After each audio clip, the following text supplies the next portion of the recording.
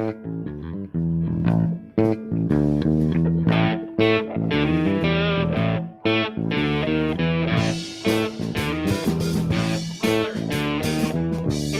now, live from the Man Cave, Studio B, deep in the heart of constitutional Livingston County, Michigan, on a Tuesday night triumphant return rant with your co-hosts, Norris Hardeman's in the house, George Skendi, our good friend, Georgie, and our ever-present earwig, the real Tim Allen.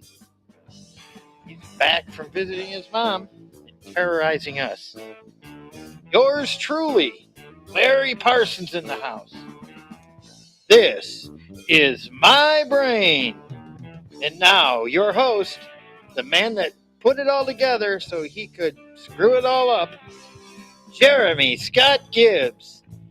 This show is dedicated to the memory of Connie Gibbs, our fellow co-host.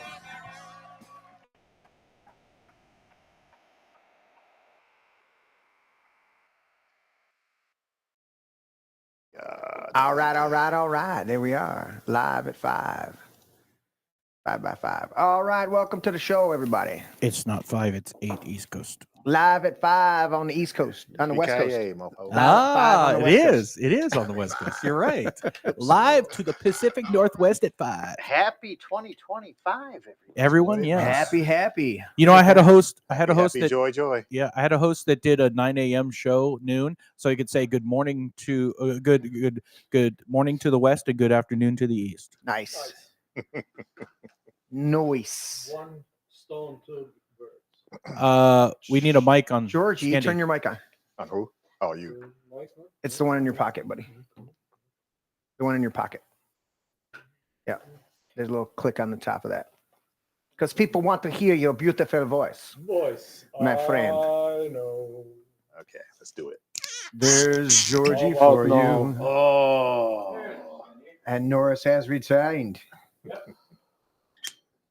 Signature squeaky pop from Norris. Yeah. That's it. Howdy, Dale. There it is. I like There it that is. both of them got open. Hey, update on the buttons. I've hit 3 buttons and they've they've all worked. Wait, let's Did try that this. thing Let's try this. Oh, it crashed. Never lie. Spoke too soon. I went for the ring of truth and it crashed. No, it'll play in about 2 minutes. No, the software is literally closed. Louder Louder's already in the chat. Got a bunch of other people in the chat. Chitty chat. Is there a delay or something? Is there a delay? I got a different one. Oh, Okay, yeah, I this got is you. live from us. So if you Am I behind or? Yeah, you're probably Oh, behind. okay, that's right. Hit the live button. Yep. All right. welcome. You guys, we're here. January 14th, the new year. Some chicken thighs and some au gratin potatoes. We are one more day closer to Biden leaving office. Yeah, Are you off? 5-day inauguration. Is your mic on, Larry? Yes. Is it positioned well? Yeah, put it on the other side. Turn it a little bit or do something. I thought I had him trained. I really did. I'm so sorry, everybody. Never. Young dogs and monkeys, but not Larry's. Not Larry. No, Is that better? Can you hear me now? yeah, There you you go. Yeah. There. it is. Larry. Tim, hit the cave shot. We got the cave Yeah, shot. we back. started on the cave shot back, so there's the cave in all its glory. And Everybody away from the balcony. all the lights up, Yay. ground effects on the couches, and lights on the Oh, yeah. guitars, It's looking good down there. dartboard, and all the pool table. Sweet. I was watching. The main We'll get into more stuff, but I was watching a lot of different TV shows. Mom liked white noise in the background, and that never changed. And so I couldn't handle Golden Girls and some of the other ones after a while. And so I changed it to Cheers, and I started at season 1, episode 1, and I think I made it through to like season 5 or something. Anyways, as I get bored, I got to look up the trivia. I always on movies or TV or something like that. At a certain point, I'm like, all right, I got to know. And so I look up the trivia, and they said people would complain about how loud the laugh track was for the show. Never paying attention to the fact that they announced before, at the beginning of every show, before anything else, before the music, before anything else, filmed before a live studio audience. So when I look down at the man cave shot, I'm like, I think of Larry going, you know, from a live, we got to have a live studio audience all the time. And I'm going to go, I hope people complain about how loud the laugh track is, because I'll go, we don't have any control over that. Oh, we have to talk to the people. They don't Yeah, have we to just calm down. come down. I don't want you to be too excited. Be gentle and- to each other. Well, yeah. Yeah. I mean, far be it You from might us hear- to you might hear exploit their you getting too feelings. excited over there. You might hear the feelings, man. I might. Yeah. And Be then I'll careful say- with the feelings. In the words of and who gives a fuck what they think? exactly. Oh, the first F-bomb. There it is. Where is it? That's the Larry, first one of the year. Get that, Larry. First one of the year on the show. And we will say, in the words of Megadeth, I didn't know you had any feelings. You staked it down. Nice. Oh, there we go. I got the Claiming notification. possession. So you guys should be there. All right. So chicken thighs, au gratin potatoes. Yeah, I'm nibbling on some of that now. I was working right up to the last minute, but I'm Yeah. just trying to have a little bite. I just got done with an 8-day fast.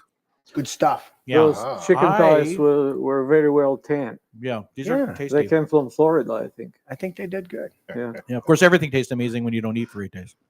Yeah. But Yeah, you get to tell them about your soup. yeah, I first thing I made from scratch a hamburger soup that was just like divine.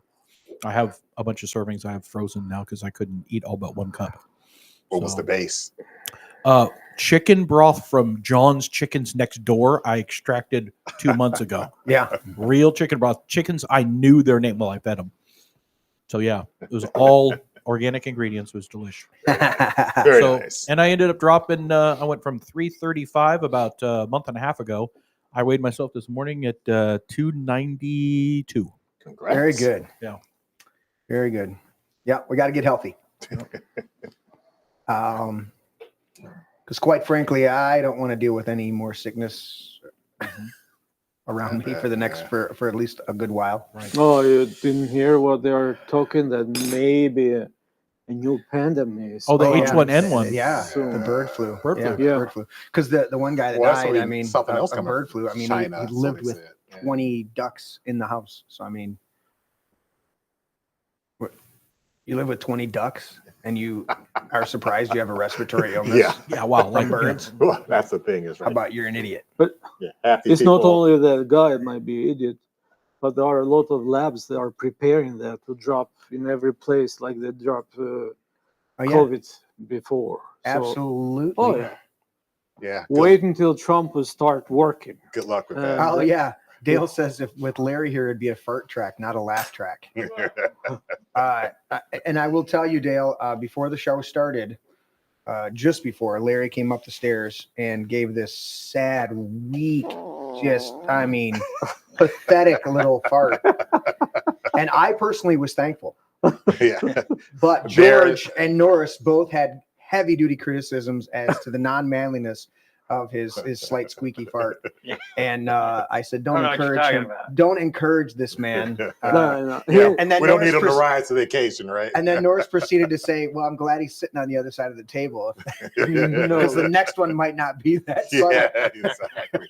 In Good luck, 2025, George. he has to work a little bit with volume, a little higher A little volume. higher volume. Yeah. Yeah. The volume was Yeah. too low. Get the- He has the to take fart some mic going. classes. We'll put the fart mic on his No, chair. he has to take some classes, Some how to classes. increase the volume.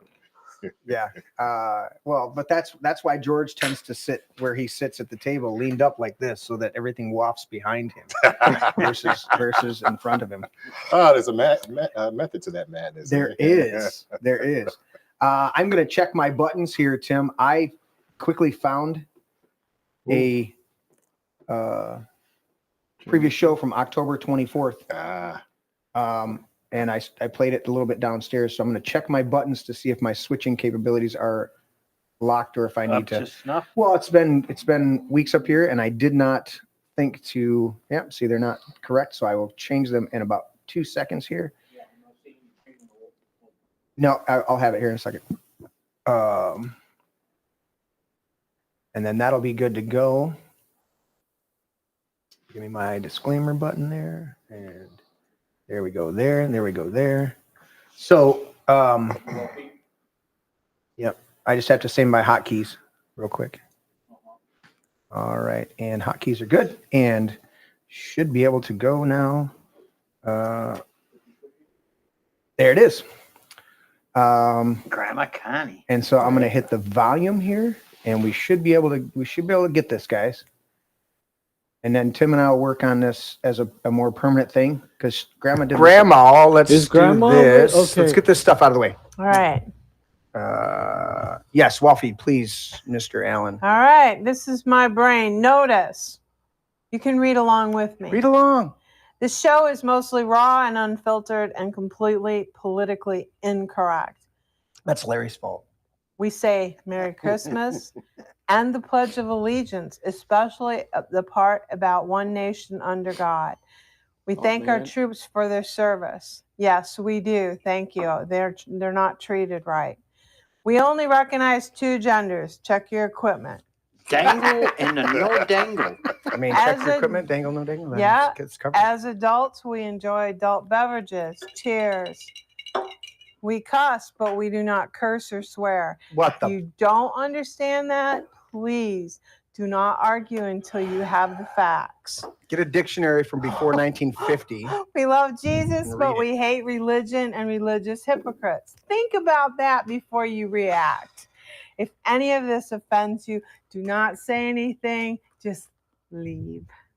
I'm morally and religiously, spiritually superior to you, but I'm not just a rotten sinner that Jesus barely loves. How's that work? That's not right. Okay. All right, there we go. I flashed that image that show. Forgot that was there. So there you go.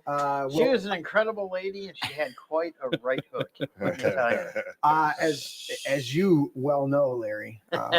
She Yeah. was a great lady. Yeah, love Mom to pieces. She was Sweet lady, awesome.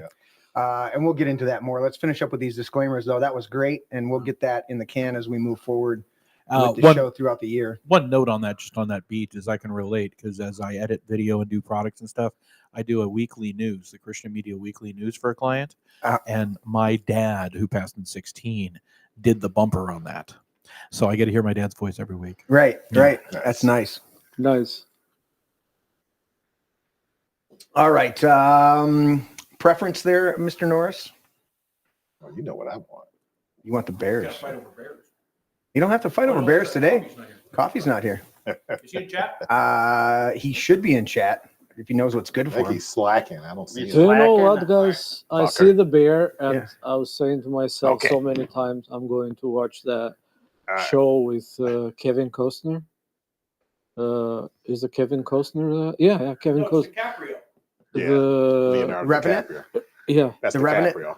Yeah. That's DiCaprio. but you haven't I never- watched it yet? I never seen it. Let's make. I own it. Let's make a movie night. Bring Anna over, and we'll invite a few people, and we'll do a showing here. We'll eat good, and we'll put it on the screen because he won the Oscar for that movie, Mhm. right? Mhm. But my favorite part, and I wish they would have shown it while he was getting his Oscar, is the bear beating the fuck out of him. It's just like pouncing him like this, just pounding on him. No, that was the kind of Goddamn. that was the massage that he got. All right, Okay, do, we're ready. Do it, Norris. All right. What doesn't kill you makes you stronger, except for bears. Bears will fucking kill you. You better give him the F bomb. He just dropped it.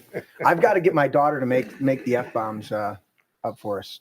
Out of like she'll knit the bomb with the things No, coming up so that we can throw them at Larry. that bomb, Yeah. that bomb has to change. It's going to be 3D bomb. I'll make Yes. one in lathe, Nice. aluminum one. Oh hell yeah! That buddy. should change. When it goes down, goes in this way, not laying down. I bet you could find a 3D model to do like a propeller on the back. Uh-huh. So when you throw it up in the air with like, remember those little seeds from those trees that spin Yeah, around? yeah. A propeller that literally, Floats down. not just floats down, Maybe Vince but can- literally does an air whistle. What? Nice. Yeah, yeah. the Well, maple they got the footballs. that'll do maple that. propeller. Maybe Well- Vince can print one. No, you have to you have to hook that thing pretty fast to get the football to do it. Oh, right. You're going to need a propeller fan to do a little whistle. Right. Let's try this one with you, George. This is weird. Can you read that one? I know my font is not the best on it. Oh, great minds Mine discuss is different than that one. ideas. Average mind discuss events. Mr. Small Coffee's minds discuss people. Eleanor Roosevelt. Yes, very good. And being that it's the new year, Larry, let's try something new with you. Oh. Yeah, I know. Let's get Yeah, something new. Yeah. There you A go. well-regulated militia being fucking necessary to the security of a free state. The fucking right free of state. the people to keep and bear fucking arms shall not be infringed. Wow. Larry's coming in spicy Little tonight. flavor on the new Little flavor. Second Amendment. A little bit of flavor. He Why? didn't even push the nose a little bit off. He was like, just like You know, right He didn't hold back at all. And I bet you that's the way they read it in Boston from the beginning. he was like a, You know, he was I like a guarantee fucking it. kamikaze. Exactly. I'm going to go back to one of my favorites. A long habit of not thinking anything wrong gives it a superficial appearance of being right and raises at first a formidable outcry in defense of custom. But the tumult soon subsides. Time makes more converts than reason. Thomas Paine, Common Sense, Thomas Paine, 1776. He was a beast. I think you like this one because you just like the word tumult. I do like tumult. Yeah, that Didn't is I a, do it? that I is a did it. cool word. I actually looked that up one day. I read it on the show the one time. Yeah. I pulled it up. Yeah. Yes, It means strifeful. Let's do this, everybody. Never apologize and never explain. It's a sign of fucking weakness. We need a new Very. we need a new follow-up button. I was Are you somewhere. Her words down. Oh, We need a new one. oh, girl, baby girl. Oh, really, baby? I- Oh, they cannot take the There's words. another motion to strike her words again. Girl, We're I gonna, don't. we are gonna move and we're gonna take your words down. I'm not apologizing. Well, then Okay, you're reserve not the right to striking your object. words. I am You're not retracting. apologizing. Chair recognizes Ms. Green. I repeat again for the second time. Yes, I'll strike right. my words, That- but I'm not all right. apologizing. Without objection. Without Not objection. apologizing. Chair Reserving the right to recognize- object. No, let's go. Come on, guys. Well, did you see that woman's eyebrows? There's like she swept the floor every time she Eyelashes. batted her Eyelashes. Her eyelashes, yeah. Eyelashes, excuse me. They're like way out here. It's like, dang, It's scratch like, my What back the with those. fuck? Exactly. Well, I think that's what they're meant to do. All right, there it is. Disclaimers out of the way, out the way. Let's see. Dale's commenting on Mr. Coffee's pee-pee hurting still, and I don't want. I was going to caution everybody this week. I'm like, look, the dick and fart jokes are just. I'm done with them. Yeah. And then Larry has farts, and it starts all over Yeah. again. I wanted to start the new year clean, but realized we needed some baby wipes, anyways.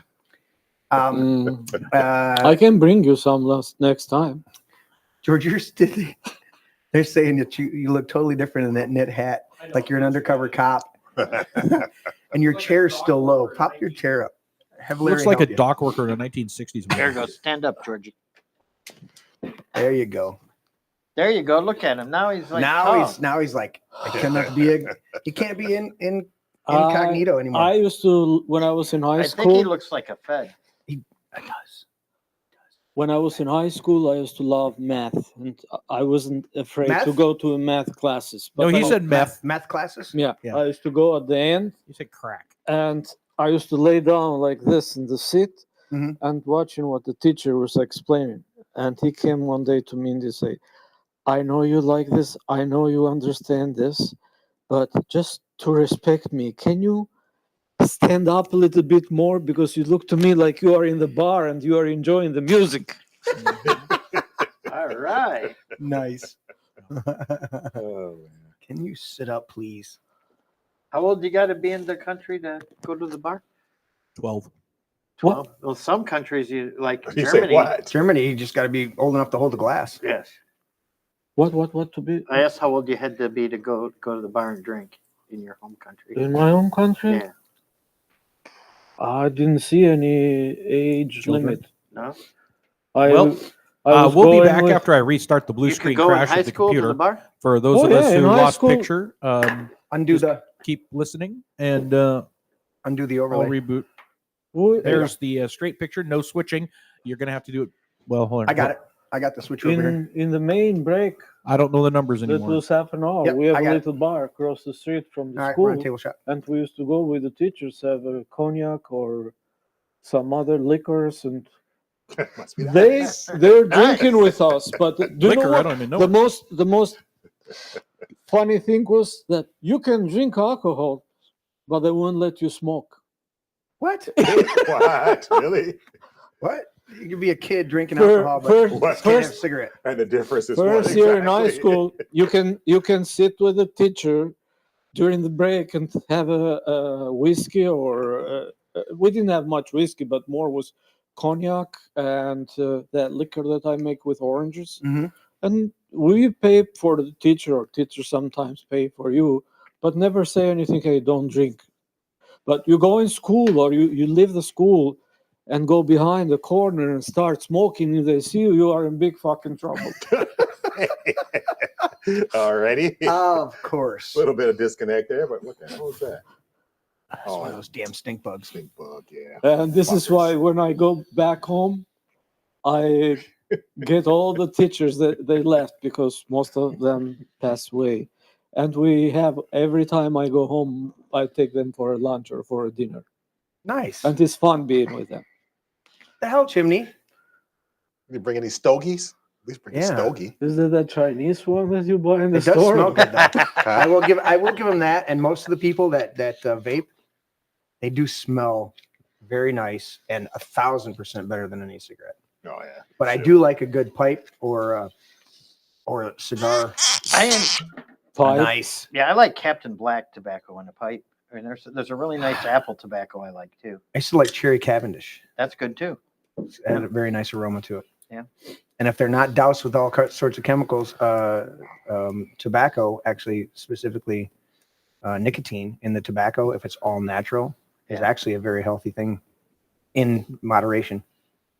But when they put 15,000 chemicals that's in the it, problem, then, right? It's like with anything else. Well, I knew a bunch of people that were switching over to what the Indian brand. What was Do the you Indian- enjoy smoking with a pipe or rolling a cigarette? I used to like a cigar every once in a while.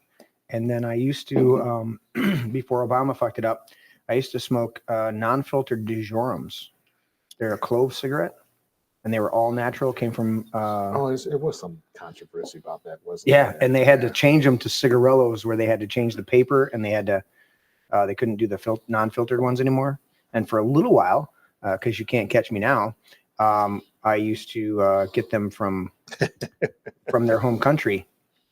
They would ship them over as coffee, and you'd open up the box and there'd be a packet of coffee on the top, and then you'd pull it back and there'd be a carton of them. And they were for being non-filtered, they're extremely smooth. But I would do like a half of one maybe once a week. They were extremely tasty. Have you ever tried Davidoff? But they were natural clove, the clove leaves. That's how they dried them out and did that. And then the paper, it would tingle on your lips and stuff.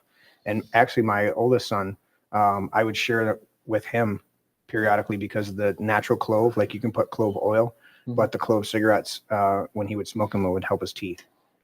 If you never met Al, most of his teeth have been replaced. He had really, really, yeah. Probably could have been healed if we'd known better. With different. Davidoff is a European cigar, and is considered up there. High end. Yeah, high end. Is made in Switzerland, but the tobacco comes somewhere from South America. Yeah, well, I mean, we know that some of the best cigars were the Cuban ones for the longest time, but we had that embargo. You have to get it through somewhere else. Canada. Have to go to Canada. Not George. George gets them wherever he wants. Hey, if you have the wish and He's the got will, cigars marching to his house like the southern border, man. They're just coming in, knocking on his door. We're here, George. We knew you wanted us. Dale wants to know if you're going to bring back some more moonshine. let me know when I'll go to bring you some natural tobacco from back home. Hell yeah! Did you hear Dale's wanting to know when you're bringing some more homemade moonshine? About what? Homemade moonshine. Oh, moonshine. Yeah. What do you want to know? When are you bringing it? We're next? gonna bring some more. When I'm bringing that, Yeah. do you know what? Now we are in January. February, end of February is the time when the grape juice come from some South America in Detroit. That is a place in Detroit they get in October from Europe and North America. Mhm. In February, they bring that from Chile, from South America. Mm. And let me know what kind of grapes do you want. I can get the juice and we can enjoy that. I have, Dale. I've smoked the acid cigars before. Acid? Yeah, the little Yeah, shorties. yeah. They're good for a lower, a less expensive nice little cigar. The acids. A Is bunch that of a my brand buddies. or was Bunch of my it's like a brand. Okay. A bunch of my buddies smoke those around because they'll bring like they come like in a little 5-pack sometimes. Yeah, I used to go with a friend of mine. He passed away two months ago. Mhm. We used to go in Canada, and he has a lot of friends. And every other month they organize a dinner, Mhm. and you pay a certain price. You have a dinner and drinks and all of this. At the end, Yeah. you get 3 or 4 Cuban cigars that you can smoke over there, or we take with you. Nice. I think I might have one home. Okay. Mm. Well, let's keep the show rolling, guys. We're going to talk a little bit about Grandma Connie. I don't have too much pulled up. I know I want to do so what we're going to do is we're going to do a February 1st, and I got to make the flyer. Probably won't get to it tonight, but maybe tomorrow. I got to make the flyer, and we're going to do February 1st. We'll probably open the man cave up around 2-3 o'clock in the afternoon, because I know we'll have What different day people is that are coming. February 1st? It's a Saturday. Saturday, okay. Yeah. Send me a reminder. Yeah, I'm gonna get the flyer up and I'll get that posted. My wife and I were bringing some good food. So that's what we're gonna do is I'm just gonna on the flyer I'm gonna say to everybody. One thing that we did was we worked on setting up a GoFundMe because I've never done this before, obviously. Because there were a number of people, where can we send flowers or what can we do? And I'm like, we don't need flowers. I appreciate that gesture, but and Greta, one of Mom's close friends, she asked me yesterday or Sunday, she's like, do you have a GoFundMe set up? And I'm like, I don't even know. I've never set up a GoFundMe. I know what it is, but I've never done it. And she goes, well, I got it. So just before the show, before you guys got here for the show, I was on the phone with her and she was walking me through how to set it up and get it going. And so in lieu of flowers or anything else, if people want to honor her, then we have a GoFundMe that'll probably go live tomorrow, and I'll post that. We have provision for everything that we need to take care of. Mom wanted to be cremated, and so the funeral home took care of all that, and they did a beautiful thing for us with the family, just the immediate family, me and the grandkids, and Martha and Tanya, and 2 of the great grandkids, or no, actually just Bubby. And then Jocelyn and William, we were all able to go to the funeral home, and they had her, viewing. And it was, we were there maybe half an hour, 40 minutes, and it was very nice. They set up nice, and it was tough. It was a pretty tough deal, And you guys have seen, anybody that's watched the show for a long time, you've seen my grandson up here, Tay, and he was very close with Grandma. Of course, they lived together, so my son and grandson live with Grandma. And anyway, so before I get into more details on that, one of the things Grandma said back in late October, when she didn't even actually reveal to me until December that they had given her a year last year. Oh. She never told me. Oh, really? Yeah. So they had given her a year. And so she kicked ass as much as she could. All of her friends are showing me she was on stage singing with me first and second week of October, and she dragged me over to the Barnfest place, and I did 3 songs open mic night, and her and Vince are up there singing with me, and they're like, oh, I got that video. And I'm like, okay, get it to me, because we got to put that all together as the whole photo and video montage is going to be on the screen for the party on February 1st. And but she got that diagnosis, and of course she had hope and she was pushing forward, but she said no matter what, she was going to live life to the fullest and not let it go. So when she finally, that second week, right after the last time we went to the Barn Fest, going into the third week of October, when she was like, I'm in too much pain, you got to take me to the hospital. So, but around about November is when she started saying this right here. She just started saying this, the lyrics to this song. You know, she kept saying, it's well with my soul, you know, it's well with my soul. I'm ready to go. I'm good. You know, it sucks, but I'm ready to go. And so I just wanted to read the first lines there. When peace like a river attendeth my soul, when sorrows like sea billows roll, whatever my lot, thou hast taught me to say, it is well with my soul. And that really is encapsulates her mindset. She had you peace know? with it. Yeah. And she was ready to go. And we talked about it. You know, she's just like, in fact, just before I brought her home to her house from where she was at with family friends that took her in during the holidays, which was a decision she made. She said to me in a moment of lucidity, she's like, I want to go home. And I said, all right. I said, I've already made the arrangements. We're going to get you home to the house. And I said, but if you mean going home to heaven, you can go whenever you're ready, Mom. We got everything taken care of, you know? And as it was, I got her home on Tuesday evening, and she passed Sunday morning at 3:10. So I was able to, I woke up at about 2:20, and we had camped out in the living room watching a movie. And so Vince was there and Tay, and we're all camped out. And I'd been sleeping on the couch since Tuesday, right there next to her. And I woke up 2:20 and looked over, and I could, her breathing was so labored that earlier in the evening we had gathered around her, and, you know, Bubby was holding her hand, Tay holding her hand, and Vince had, you know, was touching her arm, and I had my hand on her, right here on her shoulder, chest area, for a while. And we just talked to her, you know, told her we love her. And she was, you know, she hadn't been able to really communicate with us in the last 24, 48 hours. But at a certain point with us being around her in that moment, she did the only thing she'd been able to do for the last 3 days or so. She said that, you know, like that. And she did that about 4 times. And we knew immediately, all 3 of us were like, we hear you, Grandma, we hear you. And we love you too, you know, because that's all she could get. But her breathing was such that I really thought, you know, from Wednesday, well, really Thursday on, that it was at any moment. Wow.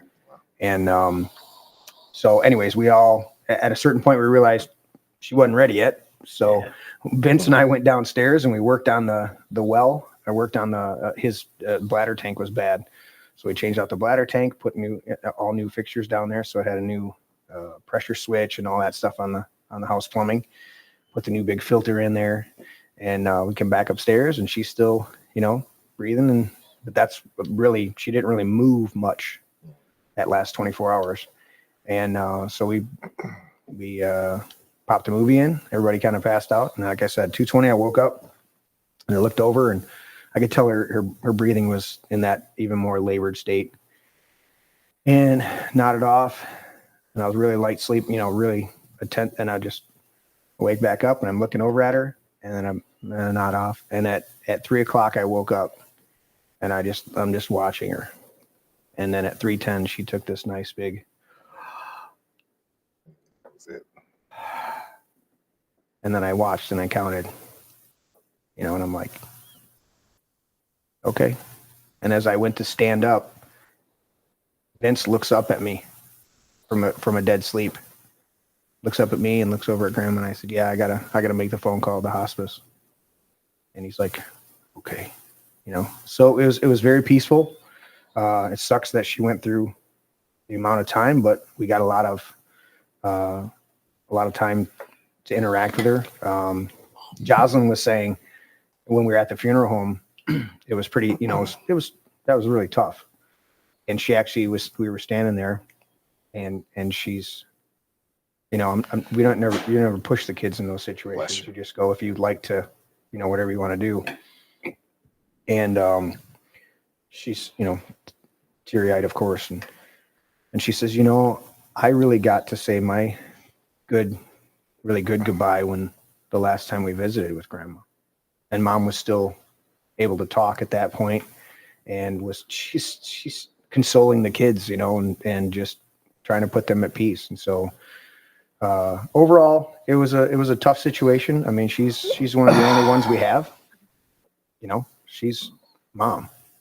She's a great co-host. Had a Phenomenal. blast with her on the show.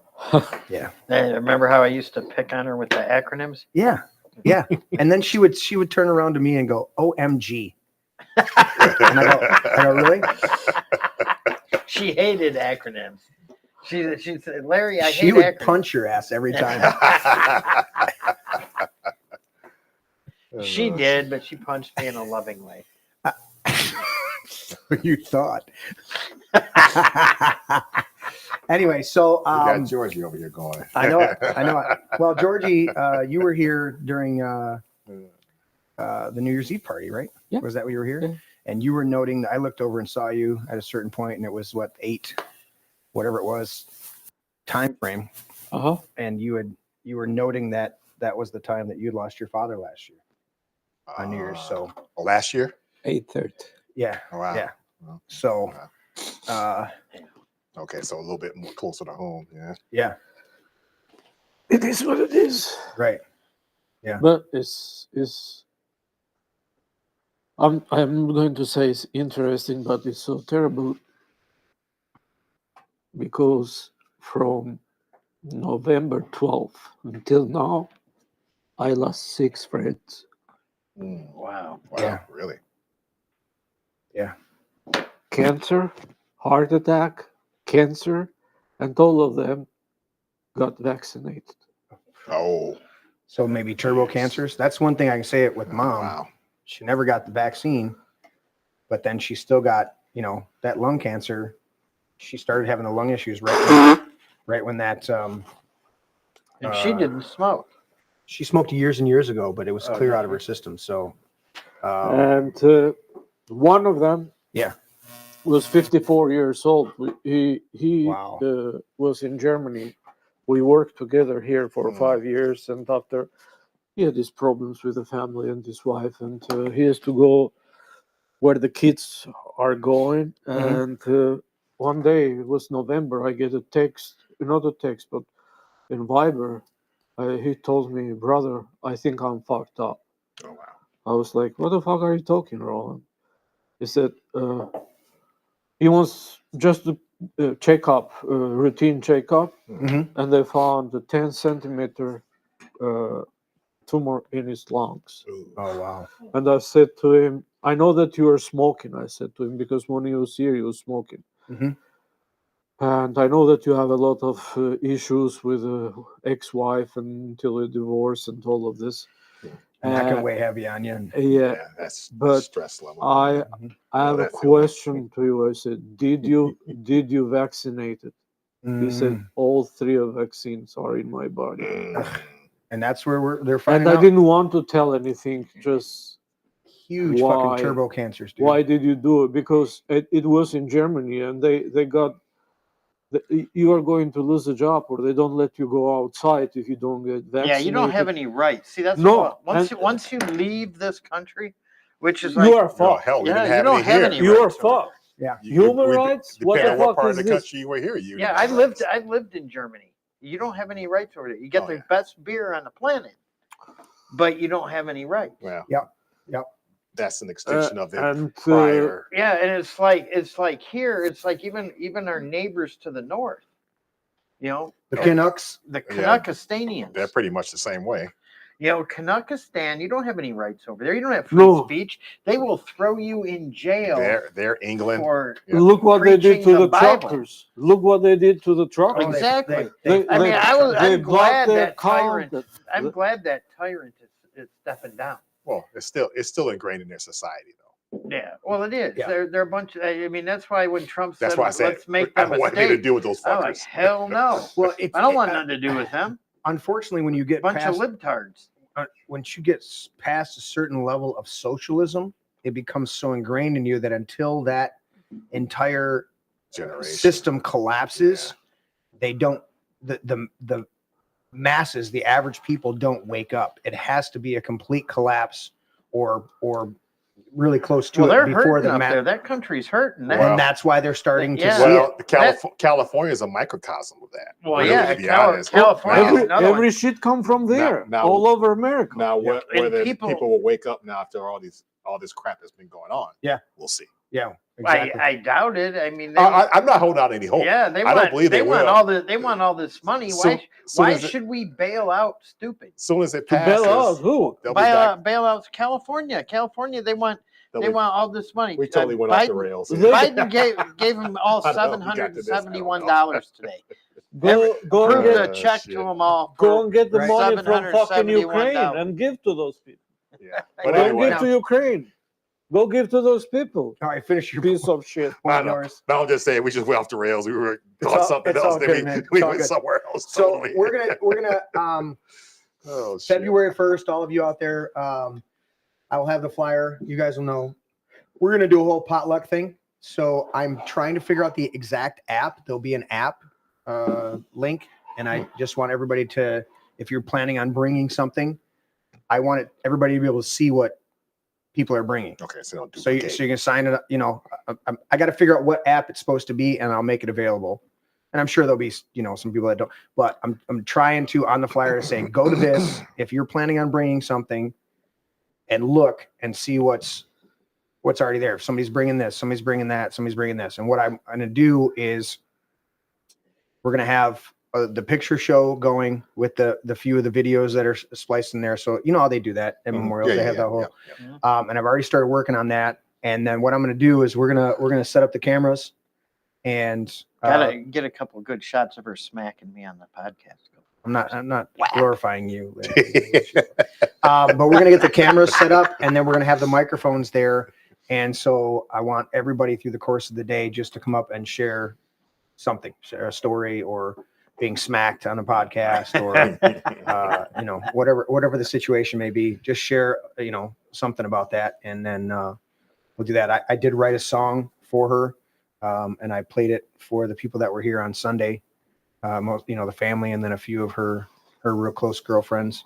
My aunt being one of them, and then Leslie's been on the podcast in the past, and Annie hasn't been on the podcast, but she's a staple around here. Annie, little Annie. Yes, I believe so. She smacked your ass before, probably. Who doesn't smack you, Larry? And then Peggy and Greg too. They were here. George, are you good over there? Kelly likes to pick on me on the show too. You good over there with a drink? You want some water? You want? It's something? okay. No. I mean, there's fine. some bird dog at the end of the table. Of course, George will probably share I've his seen LaCroix. that, but I'm going to be for 2 months alcohol free, There you go. and after I'll start again. Okay, good. I had some. My buddy Tommy came and hang out with me last night or Sunday night for the last night. What day is it?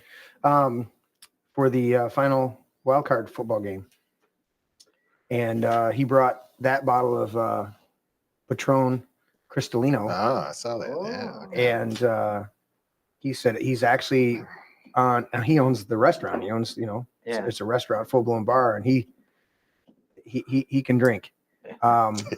And he said he was actually doing the January, the sober January month, or the dry January, with one of his bartenders. But he said as he walked out of the bar before heading here, he said, "I'm taking a night off. I get a night off. I'm going to hang with Jeremy." So we had a couple shots of that. What is Cristalino. tequila? Yeah, Tequila. yeah. And we had a couple shots of that, and then we had a few other drinks with each other, and just hung out and shared stories. He lost his mom when he was 17. Oh wow. And it was pretty intense. Similar situation where he's taking care of her, but obviously a lot younger age, more impactful. Well, I took care of my dad. He was 62 when he passed away. Oh, Wow. Yeah. Yes, He yeah. had Lou Gehrig's disease. Ooh. So I actually took 18 months off of work, went down to North Carolina and took care of him Oh, wow. Okay. down there. Yeah, and I'm sure, that's one of the things Mom kept saying about stuff is that she kept telling the kids specifically, she's like, that is, this is a rite of passage. This is something that, especially in our Western culture, we don't embrace the way we should. All right. We don't want to go overboard with it like some other cultures do, but Yeah. there should be a lot less of a, there's a lot of things in Western culture that we've made taboo. We've made them kind of, we've built a mystique around them in such a way that you don't go through natural processes the way you should, and so I think that's one of the things she said this, and she kept telling the grandkids when they're over there, she's like, I know this sucks, but this is a normal progression of life. Everybody will pass away. Yes. Oh, no. And so how we deal with that, how we approach that, how we honor that makes all the difference. I think of the Native Americans. Are we getting close to that time? Oh, okay. All right. I think of the Native Americans a lot. There's a number of indigenous tribes here in America that their elderly, when they reached a certain point and they knew that death was there, they would leave the camp and they would go off into the woods, and they knew they had a designated spot, and they would go there, and then they would pass away. And so it was kind of there was no, it didn't prolong it, Now that's best case scenario, obviously. If they were being cut down by another tribe, that's a different story. Right. that would be a different. Yeah. That never happened. I always say that the hardest thing about being human is losing those that we love. Right. It's like you said, it's a rite of passage. It's the Lord calling us home. Yeah. And I believe in the book of Genesis, it tells us that a day in heaven is like 1,000 years. So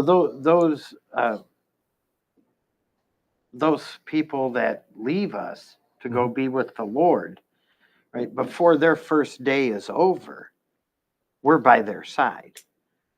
Right. Right. Their time Yeah. is not like our time. Correct. Right. They're going to turn and see us there. It's an instant. Yeah. Yeah. Right. Yep. So although we're here right now, we're already with Grandma Connie. Absolutely. And so what people don't understand, time has, in heaven it's meaningless. There is no time. Is literally right. It's meaningless. It's like an instantaneous. Yeah. It's like, so like what is a lifetime for us is fractions for them. And honestly, you feel like from the accounts that I've read of course, in scripture and some other people that have had the near-death experiences, or went to, their account is that they went to heaven and stuff like that, is that it feels like simultaneously like you just arrived and you've always been there. Right. It's that sense of eternity that we've never experienced here, right, in our physical lives. And so it's that dynamic of I've always been here, and yet I feel like I just got here. And so when you meet somebody, it's like when you meet somebody and it feels like I've known you my whole life, because that connection there. And so that's just based on some of the accounts that I've. But to finish my thought, doesn't mean we won't miss them. Oh, absolutely. Oh yeah. Well, that goes without because there's saying, an right? emptiness that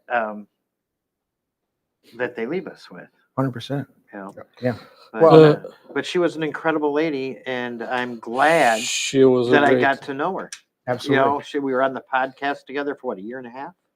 At least, yeah. I think, maybe a little bit more than that. I mean, yeah. So I got to know her. I got to hang out with her. I got to drink with her. I got to party with her. And, she was a kind, intelligent, and big-hearted woman. Mm-hmm. And do you know that she was a good fun. dancer?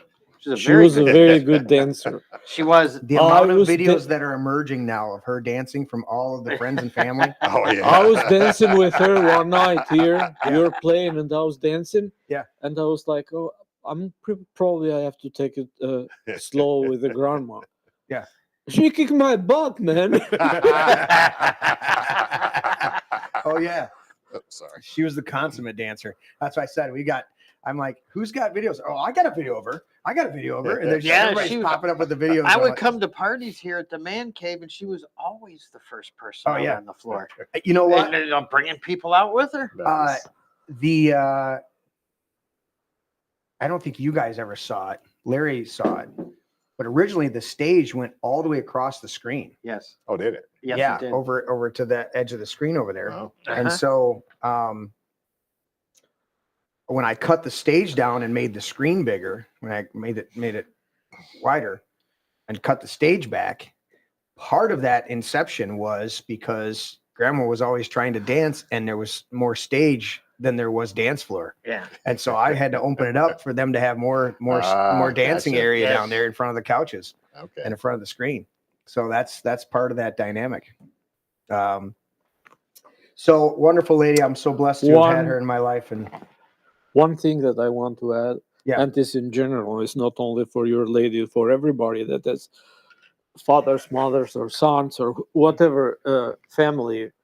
Sometimes you go into places and you say, "Oh, it's so beautiful," but you don't pay so much attention. You say, "Oh, I'll come back to another time here." yeah, Enjoy the moment because absolutely. it might not Yeah. happen anymore.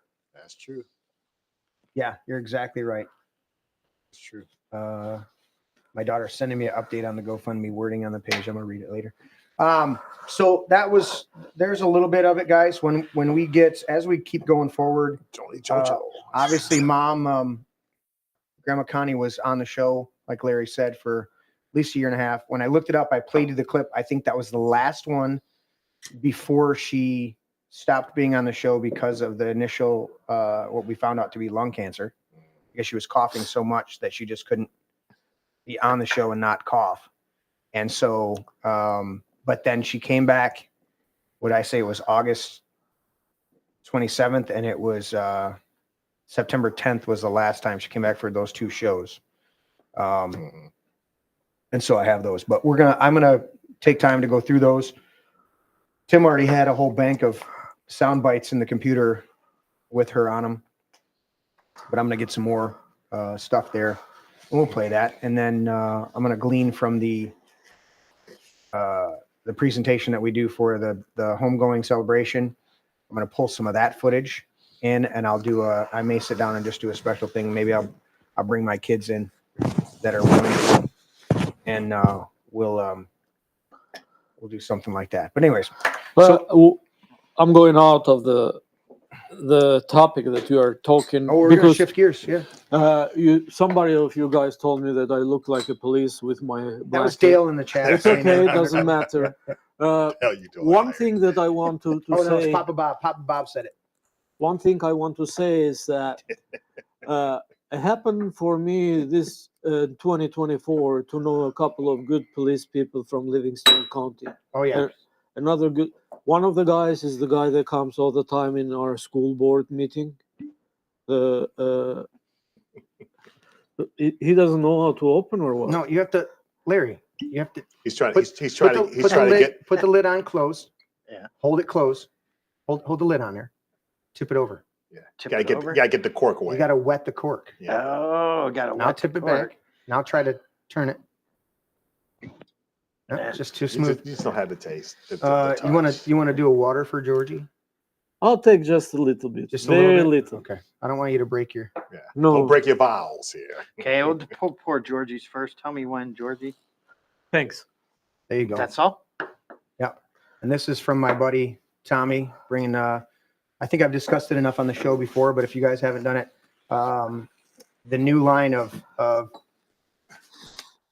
tequila is the Cristalino, the high end of it. Mhm. And so there's tequila comes in silver, añejo, and reposado. Oh, now it makes noise. Right? And reposado. And so what it's based on is silver tequila is 0 to 3 Oh. months. Yeah, Poured it's too much. New. Yeah. Um, Basically newly. You know, minted. Tim, we'll have Tim come up. Tim, we poured you a tequila, buddy. Where is he? Set that over there for Tim. He's back editing break media. Yeah. Tim, Yoo-hoo! That's all right. We got a tequila for you. We got to kill you. That's what I say, Dale. All right. So that guy is a good guy. The guy that comes all the time in our school board meeting. He is a deputy from Livingston County. Yeah. I happened to meet also another guy. He's a very good guy with the last name Kletska. And something happened in my house a couple of months ago with my son's car. And it was very good. And I got his business card. It was very, very good and very a gentleman deputy. His name is W.E.V. Weaver? Yeah. Okay. Very nice guy. Good guy. Very. I'll tell you what. I'm very. I met quite a few of those guys. Those are great. I'm very we pleased have and some proud good of our- guys of our sheriff's in our department. county. Yeah, I'll tell you what. The sheriff's department here is they're a great group of guys. Top The only notch. issues I've ever had with law enforcement has been the traffic tick bullshit. You know, but other than that, when they do their all their other duties and everything like that, they're to be commended. I wish we could get rid of that dynamic of writing, Just be careful arbitrary now. tickets, stuff like that. But beyond that, everything else they do is Be phenomenal. careful they now put themselves in because harm's way, and I salute them every time.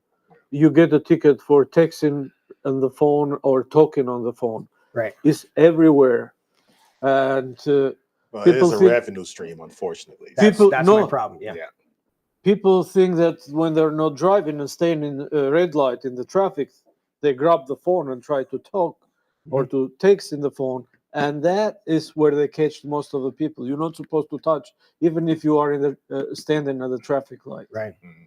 And in the top of this one, somebody told me, government is giving us a lot of money if we give a ticket. 100%. For Yeah, because they want to have you on record as being a criminal. Then they can charge you with a lot of other things Yeah. if you have a record of any kind. Everything. To Grandma Connie. To Grandma Connie. to Grandma Connie. Thank you, guys. Salute. Right.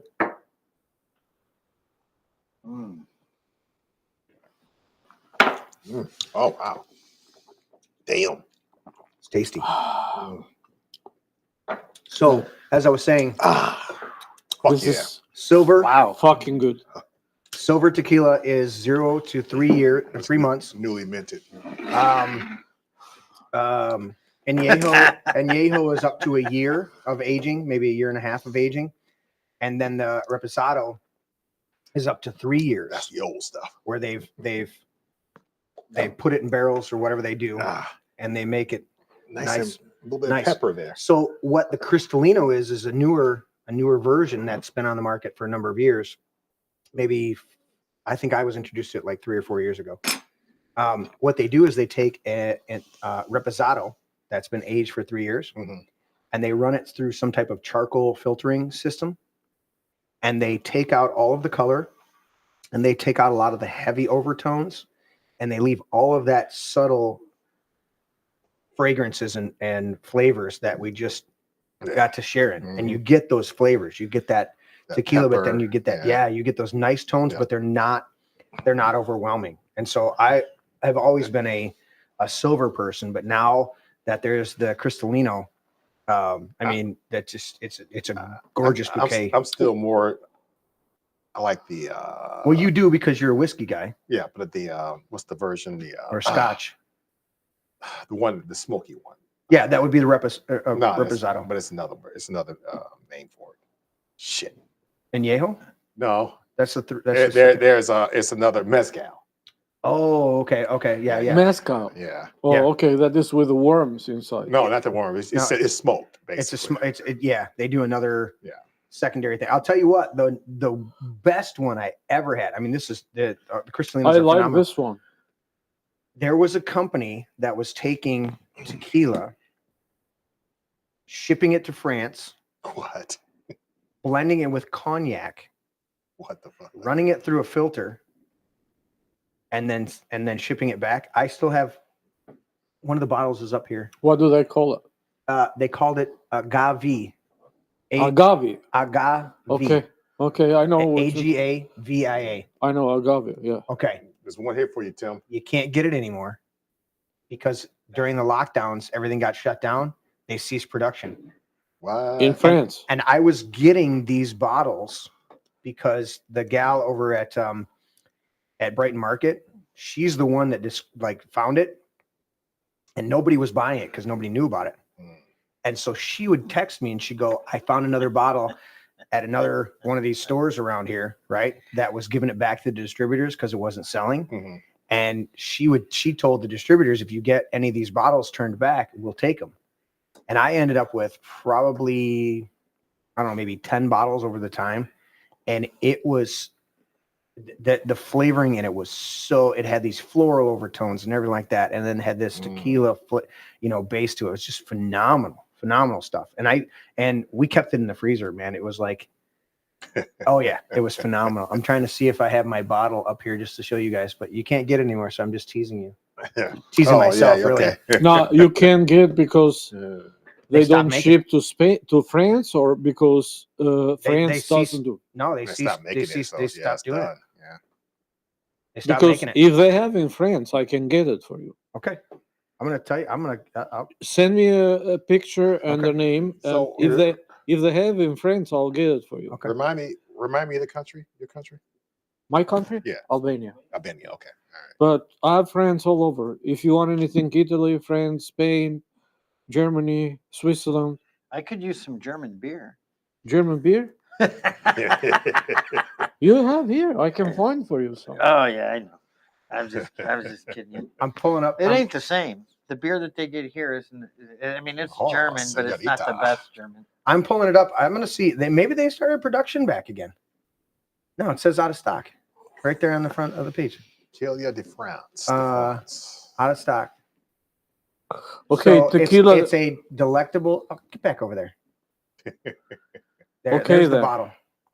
Let's see where it is. The hell is up those fingernails? Oof. I don't know. Right there. See what you Delectable see. groundbreaking spirit blended with premium Blanco tequila and lush young cognac. So there it is. Okay. There it is. I gotcha. And it was incredible. I loved it. What is it? Agave. Agave.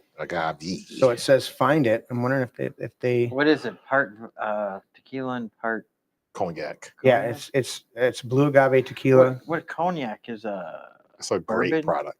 It's a great product. Yeah. Oh, they're saying some people have it still. I don't know. Like Chicago's about the closest place you're going to get it, huh? Chicago. Yeah. Peru, Illinois. Remember the fuck that is. You know what? I would just be. It just says out of stock. I've looked for it for quite a while. Can you put one more time the bottle? What do you want? You zoom it in to the bottle, please? Of course you do. That was Puebla. So all you really got to do is get some cognac and mix it with tequila. Nope, I've tried Pretty it. sure it's not that I've tried easy. Quite sure it's not that easy. I've tried it. You tried that? We begin the process by carefully selecting the best unaged agave spirits available in Mexico. So it's a true Blanco silver, which are then repositioned to cognac. Repositioned. Repositioned to Cognac France. Okay. I didn't know that was the actual name of the region. Right. Okay. Where they are blended with a fine French cognac and redistilled. The last distillation will remove any coloring from the cognac and leaves us with a crystal clear spirit, not unlike Mexico's popular Blanco tequilas. But the agave is a spirit unlike any other. The marriage of the agave and cognac produce a smoothness and a complex flavor. Who the fuck came up with this idea? The harshness and edge that is common with most agave spirits does not exist at all in this fine distillery. And I'm going to tell you what, that is the truth. It is smoother because I mean, oh my goodness! I always thought tequila was smooth by itself. There's no even bite. smoother than There's that. no. It's just flavorful. Wow. Okay. Yeah, and you get. Is it expensive when you find it? It was $35 for that bottle. Oh, So cheap for a 750. yeah. It's cheap. 750 milliliter bottle. It was $35. Yeah, my wife Tasted phenomenal. By the way, I meant to bring it to show you. My wife bought me a bottle of bourbon. Okay. Detroit Lions edition bourbon. Detroit what? Detroit Lions. Nice. Who actually makes it? I don't know. We've got my. There's a lot of companies out there. In fact, 1800 Silver has a nice Detroit Lions bottle right now, and then our friend and occasional co-host here, Teddy Bester, he bought me is it a Gentleman Jack? Okay. Gentleman Jack with the lions on it. So somebody said Total Wine is suggesting. So They have a vodka too. I'll check that out that's next time what I'm that way. Oh, Detroit City, yeah. Okay, that's a good one. I'm not hearing anybody. You said something about cheerleaders. I didn't hear the rest of it. Oh, I said it's probably the distilled tears of Lions fans from over the years, Okay. filtered through cheerleaders' uniforms. If it tastes good, I would, yeah.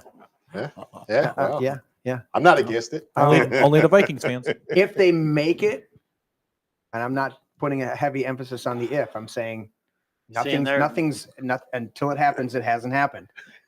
That's the vodka. That's nice. Yeah. And I believe it 100% that they're going to make it. But if they make it, you have to still give a caveat.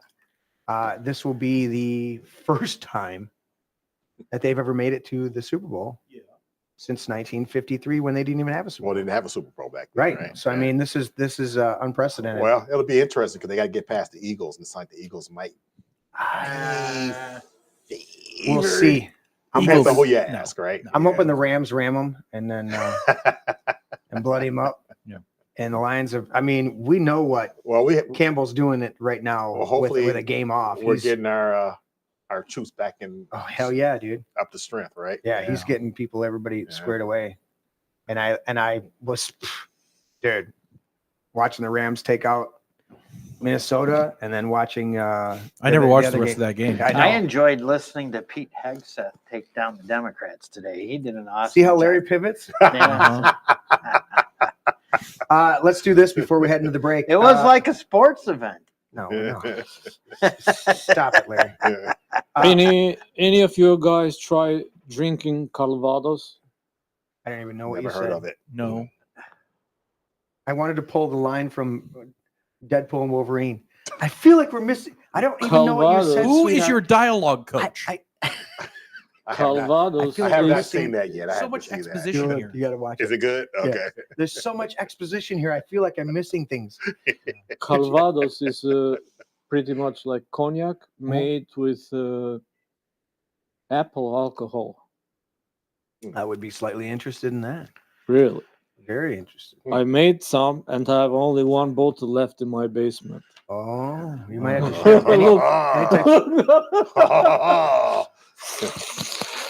Richie Freshman. When I was in Germany, they had a liquor. It was called Escorial. I see it. And we would light it on fire and do the shots. Yeah, nice. you can do It was the nastiest crap. Yeah, it was like pure grain alcohol. No, I mean, it was like 195 proof. When you have yeah, I mean, it was ridiculous, right? You'd say it had a nice blue flame when it burned and stuff. So that's when you have really good tasting spirits. Yeah. No matter what they are, they're phenomenal. When you have stuff that's just, you didn't drink that for the taste. Exactly. Yeah. It's like I've had. You light it on fire and then burn your mustache. There's been moonshine that's been. I mean, you're like, what is this? Yes. This is 110 or 120, and you're like, no way. And then other stuff where it's like 90, and you're like, oh, it burns. You know,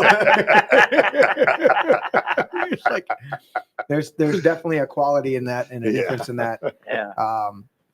So let's do this real quick before we head into break.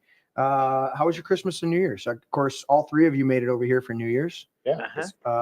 But I was going to. Let's start off this way. I was going to ask George, what are some differences? Now, obviously, when you were still in Albania, it was under communist rule, and you escaped. New Year was all the time celebrated. Okay. Back But- home was no Christmas. No Christmas. Because religion was banned. Right. No Christmas, no Easter, Interesting. nothing. Nothing. But you can Wow. do New Year's. Okay. So we did New Year's. So Okay. the celebration that All right. my grandma, grandpa, my parents used to do before before World War II, it turns to New Year's. But Okay. a little bit at home, like when it was Christmas, we kind of got together at home, have a nice dinner and drinking. And when I was a kid, they didn't explain to me. It was like, "What's going on? What's going on?" And my grandpa used to tell me it's my birthday, so don't worry. We are, Nice. Nice. we I are was curious. celebrating my birthday. Yeah, that's one of the things I was curious is what the dynamics were, especially being under communist rule. So how much of you embrace that now being, you've been here, what, 20, 25 years. 25, I was going to say 26.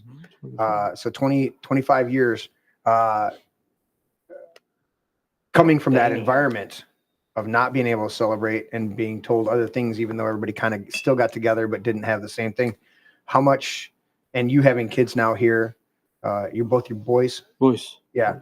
And I don't know Anna's, her background on that, as far as whether she celebrated Christmas as a kid. Yeah, she is born here, and when I Okay. explained to her things like this at the beginning, she was like, "What are you talking? I don't understand. Yeah. How you guys didn't celebrate Christmas? Are you guys Muslim Right. and they don't celebrate?" Is your wife from And- here or there? My wife is born in America. From Oh, okay, gotcha. Okay, that's what I Yeah. thought. Okay, yeah. My wife is born in America, Okay. Right. and there were things that when I was explaining to her, she didn't comprehend it because Yeah. it's like how this can happen, or Right. Right. But we got toys. So you embrace it now, like the average Yeah. American Yeah. family, Yeah. right? The average consumer. But this Um, year, do you know how it was this year? We did the Christmas tree. Yeah. And the boys are old enough to drive and drink now. One of them. The second one is a designated driver for the older one. That's a rite of passage for every sibling. It's Yeah, like, so- I can drink now, you can't, you're driving. No, he can't. But he finds a way to bring him in where he drinks with his friends. Don't say that on air. Sorry. No, not out loud. But no, and he doesn't drink. He Mhm. drinks a soft drink with the friends of his friends, but Right. he can. The other one Okay, can that's- drink as that's good. much as he can. Right. And hey, here are the keys Here's now. the keys. Take me home. So how? Yeah. So what are the ages? 18 and 22. Okay. So So what's one of the, coming from that background, what's one of the traditions that you really gravitate towards with Christmas? Is there anything particular that stands out to you that you like more than some of the other stuff? there are stuff that like ethnic food that we did. My grandma did all the time, Mhm. and we have also baklava. Yeah. Oh the end. yeah, that's Yeah. good. Okay, so At the that's end- like kind of like a common thing. Then, pretty much. Baklava, Yeah. and my grandma used to put a golden coin in one of them and Uh-huh. cover. Okay. Really? Yeah, and who got the golden coin? He was the lucky man of the year, Okay. and Okay. give the golden coin back to grandma for next year. There was a story, we'd have to look it up. It's not important, but there was a story of years ago of somebody that got that coin Uh-huh. because it was a tradition around a Yeah. lot of places, and it got stuck in their throat. Oh, fuck. And they didn't, like this person went through, like, I don't know how long it was. It was a long Yeah. time, like it was in their throat Oh, and was causing them fuck. different problems, but it wasn't choking them. And finally they figured out that it was this coin that they'd gotten because nobody found it. It was crazy, but it was on one of those shows. It was like true stories you won't believe or whatever. It was like this person went around with a coin in their throat for like years. Whatever. Yeah, shit. usually we celebrated. So she warned everybody. She's Then- like, "Look, there's a coin in one of these. Yeah. You Yeah. knew Yeah. that if you took a big bite, Hey, that you just fuckers, don't don't swallow. swallow No, it. you Yeah, just too. know, because after you get your piece of them, you Mhm. just uncover the layers and you know if you have it or not. Ah, And you remove it, you see it over there where the nuts are. If Mhm. the coin is there, you got it. If the coin is not over there, hit the baklava and shut the fuck up. My family, I never got into it heavy, and I can't even tell you what it really is. But the nut collage. What? Nut collage. A nut What is collage. I would have to look it up to even explain it, but I remember as a kid, It's an artistic collage of nuts. they're like, "Did you get your loaf of nut collage?" I'm like, and I didn't, but it was heavy in our family until a certain point that it kind of fell out of. What was it, like a type of bread or what? I This want to is say it not was a like, type of bread. Yeah. What's Larry, called are you looking it up for me? Or you're surfing Fruitcake. the web over there. It's No, not, I'm trying not to fruitcake, get logged right? into chat. There we go. No, not a fruitcake. Let me see if it'll come up. Nut collage. That sounds painful. It does. It does.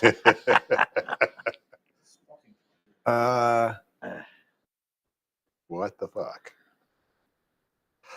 I don't even know. Oh, that's it. What you're looking for? I don't know if that's what I'm looking for. Nut Yeah. college. No, there's a. Sounds like some homosexual. It does. Look at that. Pedophile.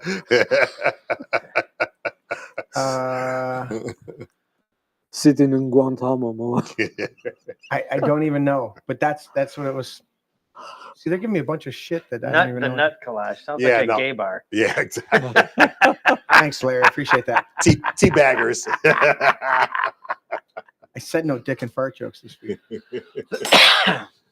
Oh yeah. Yeah, this is nut. I don't even know. No, I don't. Let's not do the images. I don't even want to know. Yeah. That may take us somewhere we don't want to go. I can't remember. I'll look it up. I'll look it up and find out for you guys. One Anyways. of the best things that I was enjoying, two, not one, the day of New Year, Yeah. because we celebrate during 31st night and New Year. Yeah. But the lunch New Year was a very nice soup that Grandma used to make with lamb intestine, like liver, guts, kidneys, and heart, very small pieces. Mhm. Greek call them magirica. Marierita? Magirica. It's very good soup. Okay. We had this one. We had meat pie. Mm-hmm. Very good. My grandma used to, and pork chops with sauerkraut baked in the oven. Okay. And of course, red wine. And they're saying more and more people, and I have to work through embracing this, but they're saying more and more that the organ meat of a lot of animals is highly beyond the normal. Because I love a steak, I had steak, but the organ meat is Liver, heart, kidney. is that much higher in all of the things that we need. So they say. Well, my buddy made. I'm definitely not online with the liver. I ain't even You got to make it right. Yeah, if you make it right. My buddy made Milk bath venison for heart. 48 hours. Yeah. Venison Heart's not bad. stew Yeah. for the wild game this year, That was delicious. and it was gorgeous. And then our one buddy, Bob, made the bear stew or the bear chili. Yeah, that was. And that so was, they had that was good. I Yeah. didn't get any of Yeah, that. yeah. Yeah, the bear chili was great. And then there was a ton of other food there, and he seared up a bunch of Justin seared up a bunch of the little backstrap. He cut them real thin, and we seared them on the grill real quick. And then there was a bunch of different fish. I And it was smoked cow Barbecue. cow heart. Yeah, but we Smoked bought heart. a half a cow, so I got the Yeah. heart. It wasn't bad. Barbecue It was kidneys. interesting, but I not thought, bad. don't you wear those Barbecue on the kidneys outdoors? are. Huh? Oh my God. Don't you wear those outside? Anytime when I go Wear back them home, outside. Cow That's I spend the car night heart. in a town with a friend, one or two nights over there, cow heart. and I don't want to talk to him. So when I arrive over there, how are you? Are you tired? You want to go home and sleep or hungry? And I say, always hungry for that restaurant. Yeah. And they know he calls them his Barbecued kidneys. kidneys. They And put what- in the and what is it? stick. They put in the stick Kidney is lamb interesting. kidneys. Okay, Lamb yeah. kidneys. Okay. Lamb Yeah. kidneys, clean all of them. Now, And- have you done a whole bunch of other lamb? Yeah. So I've got some chops. Vicky picked up a few weeks back, and I froze them because I didn't get to them. but I did the one set, and I'm learning because I've done it a couple times now where I didn't do it. So the prime rib on New Year's turned out phenomenal. How'd you cook it? Mine I did. Oh, that's right. that was I good. that was good. Yeah, that was but good. I remember that. I had to cook it a little longer because I didn't let it come to room temperature. Same thing with the lamb chops. You have to bring them to room temperature all the way through. Yeah. And then the whole thing that I did the one night that I cooked up a couple, you sear them, you know, you get a nice sear on them, and then you let them rest. Yep. And then you do your sauce, right? And then you bring them back into the sauce. Once you've reduced that down, you reduce that sauce down, you bring them back into that sauce, and you do another couple minutes in that sauce, and then you put them on the plate, you dump the sauce over it, and they're fucking phenomenal. Now, the way I did them, I didn't bring them up to full room temperature, so I had to sear them just a little bit longer, but they were great tasting. But we went into Myers the other day, and there was 2 lamb quarters, and the price point was like phenomenal for the amount of meat that was sitting there. I'm like, and me and Vicky are looking at them and looking at them like, you know what, with everything going on, you know, this was just before I brought Mom back home. I said, I'm not going to get to them anytime soon. And if they're, you know, if we come across this deal in a month or 2, I'll do it. But I was like ready to pick them up. Yeah, I made that mistake at Aldi's because I picked up a lamb plate, which is the lamb breast and ribs. Okay. But I didn't get a chance to get to them. By the time I got to them, they fucking spoiled. It's like, man. That, I'll tell you what, the chops. I was going to smoke them. Yeah. The chops, and my buddy Panzel, Chris Panzel, he does phenomenal on the lollipops. You know, with the bone in, that's the rib bone in. Yeah. And he will sear those up, and we're just when we know that he's making them, we'll be like, you know, and you're just taking that lollipop and just taking it. It's just a bite, and you need another one. Yeah, I'm like, all right, I'll take another one. Yeah, they're phenomenal. But stay away from Australia but Aldi's has the lamb plate or New Zealand lamb because they have a smell. All right, New Zealand and Australian. Why is you that? have American. It's the name of the. Is it type of lamb or what is it? They call merino, and they have those are more growing over there for the wool fleece. Yeah. Okay, so they harvest them after they've been alive for a long time. So it's not for the meat; it's for the fleece. They sell the meat too, but as a flavor, but not the primary purpose. Yeah. And the best lamb is growing in Asia. The lamb that has a lot of fat in her butt. Have you ever seen those that are like a chunk of fat like this in the butt? Okay. No, yes, I have. That is the best. And they cut the fat and they cook the fat. Oh yeah. Okay. We've been looking at it, Vince and I, and Tim and I think we talked about it too. They get Dave's Killer Bread. Speaking of fat butts, who's that? Stop. Who's that singer that they just put a warrant out for arrest in Detroit? What? Yeah. You're totally derailed. Oh man, what the fuck you talking about? Can you correct him, Norris? I had no fucking idea what he's talking about. Yeah. Anyway, I started to say something that. Yeah, no. This week it was in the news. There's a singer. I don't like fat butts. Sorry. And her butt no is sir like, makes a lot for me. Hangs out like 30 feet behind her when she walks. That's not all right. That sounds disgusting. Yeah. Well, anyway, she's a famous rap singer, I think, or something. There's Grandma. Yeah, I can't think of her name. Does she look like that? Pretty much. Okay. Pretty much. Come on, Norris. Oh my God! Oh, that's disgusting. That's just for those of you in TV land. Since we do this typically on the show, where you guys share something with me instead of sending it to me so I can share with everybody. George just showed me a picture of a sheep that had only been sheared on the ass, like a baboon. But I was starting to say, Tim and I have. I don't know. Larry got something about some ass or something. Yeah, we've talked a little bit about it. We're going to switch from. We've been using peanut oil in the fryer, and there's only a couple things that I like to fry, and there's a couple things he likes to fry. Coconut shrimp. Have and you his tried chips and stuff. tallow?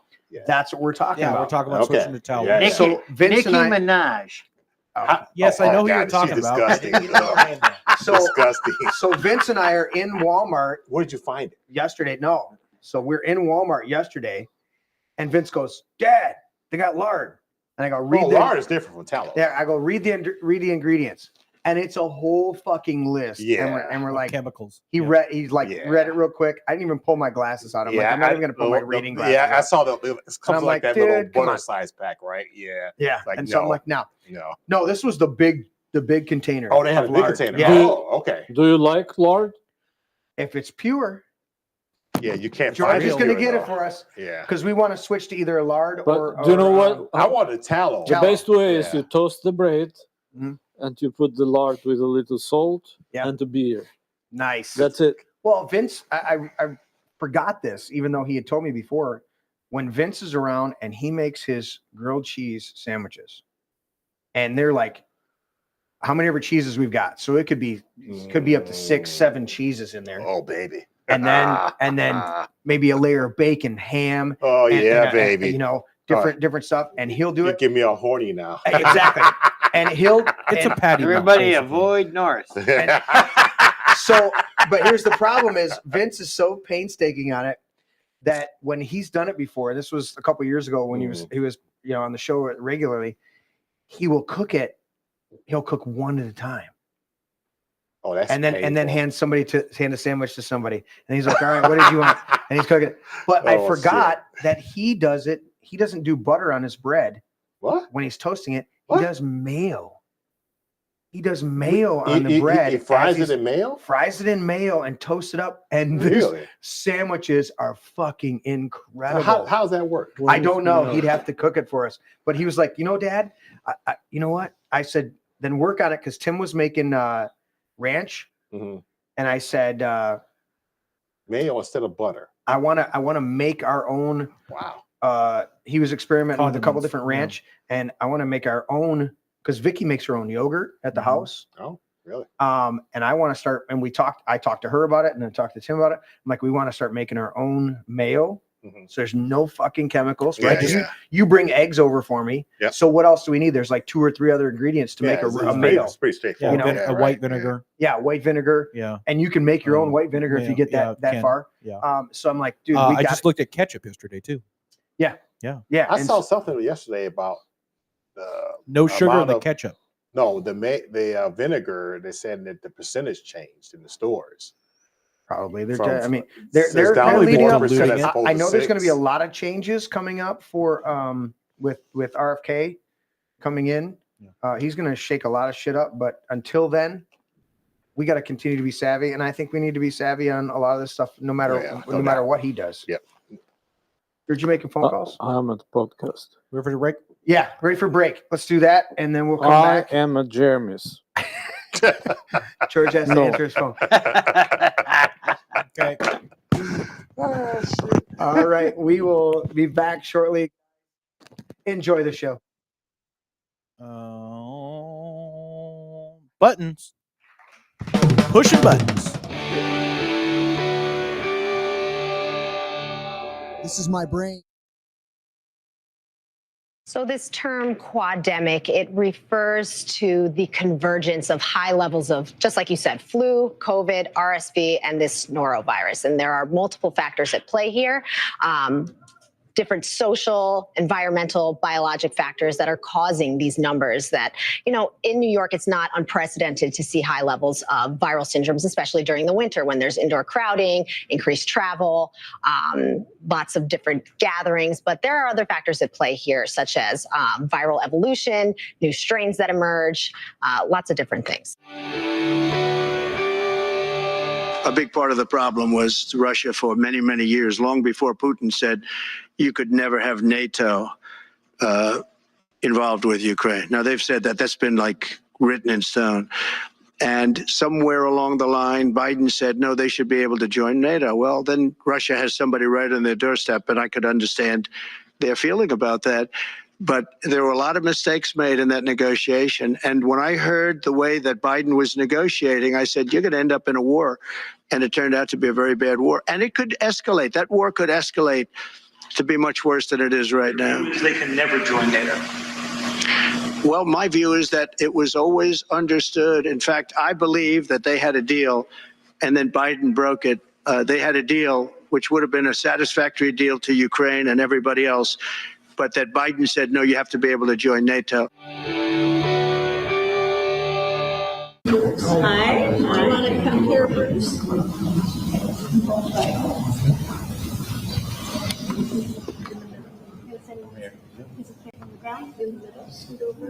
No. It's okay, I won't bite. Bye. Don't worry.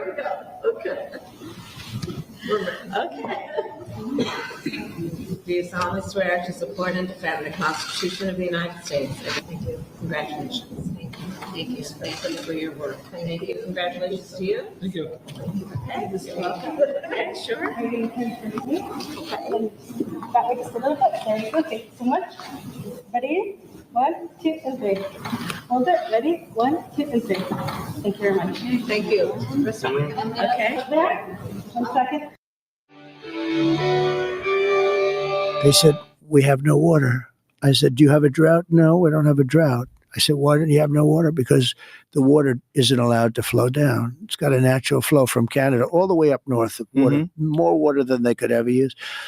And in order to protect a tiny little fish, the water up north gets routed into the Pacific Ocean. Millions and millions of gallons of water gets poured.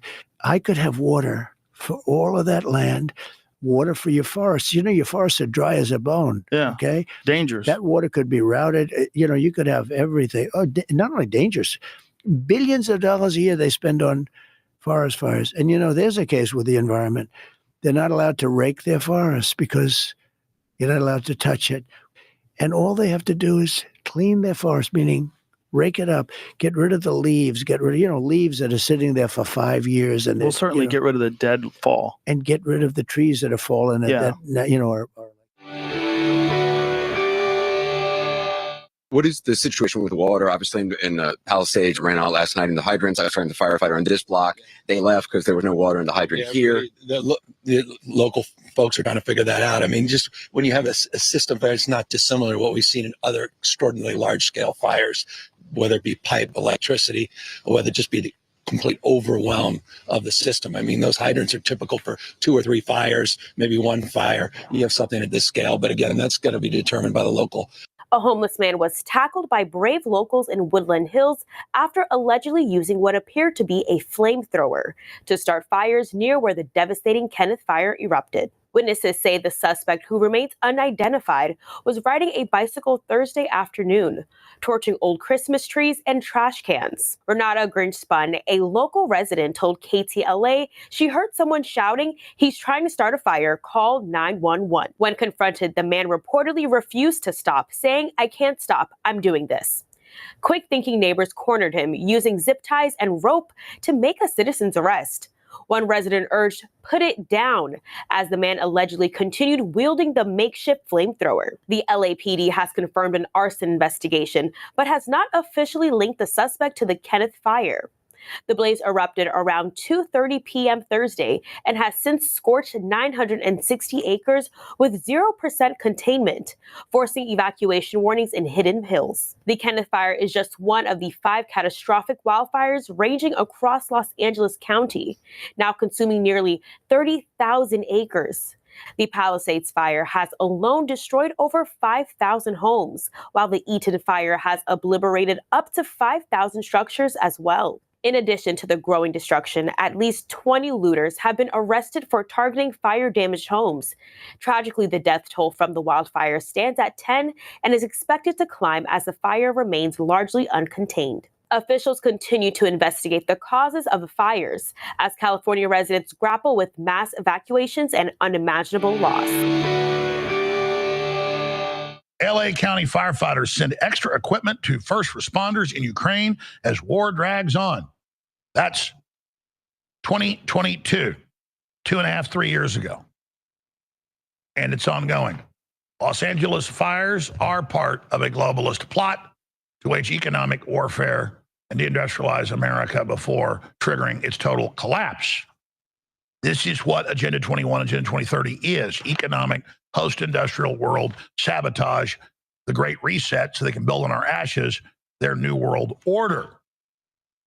So now I want to go through a bunch of these clips. And again, if you want to see the video from the local newscast, ABC, they were all reporting it. Here's the video posted on X. Next level insanity. Biden admin ordered LA airspace closed to firefighter aircraft for over a day during his visit, allowing a historic blaze to burn out of control. And this is a 5-minute, 53-second clip, but it's right up front are the clips of them saying it. Now, that's what they're saying they were told. And we have the air traffic control system maps that they put out on their website saying that. So that's a big deal. It needs to be looked into. People need to expose that. On the front line, Quebec planes and BC helicopters battle LA wildfire. Now they're there. Eaton fires are currently on the ground. At the Eaton fires, Savannah Hernandez is currently on the ground, where the entire city streets are engulfed in flames. Firefighters are struggling to contain multiple fires, and the winds are starting to pick up again. Residents looking on in disbelief and shocked. We'll get to that report. You got Newsom going around surveying all the destruction. He never seems happier than when he's out there. And every time Trump went out there when he was president, he'd say, look, you got to clean up the forest. You got to pick up the dead wood. You got to cut new fire mitigation. And they would make fun of him. I mean, this is just standard procedure. Here's the letter sent out in December 4th of last year, just a month ago, by the fire chief saying you really do not need to cut the funding. We do not have the equipment. She says we don't have the equipment. We do not have the people. We do not have the staffing. This is critical, and we're going into the windy season. This is dangerous. Well, why do you not have the equipment? Well, because you gave it to Ukraine. They don't even have buckets, for God's sakes. Yeah, here it is. Flashback. The LA County Fire Department donated its own surplus. Well, surplus is not surplus. Surplus is something you don't need that's old. No. To Ukraine in 2022, 2023, and last year.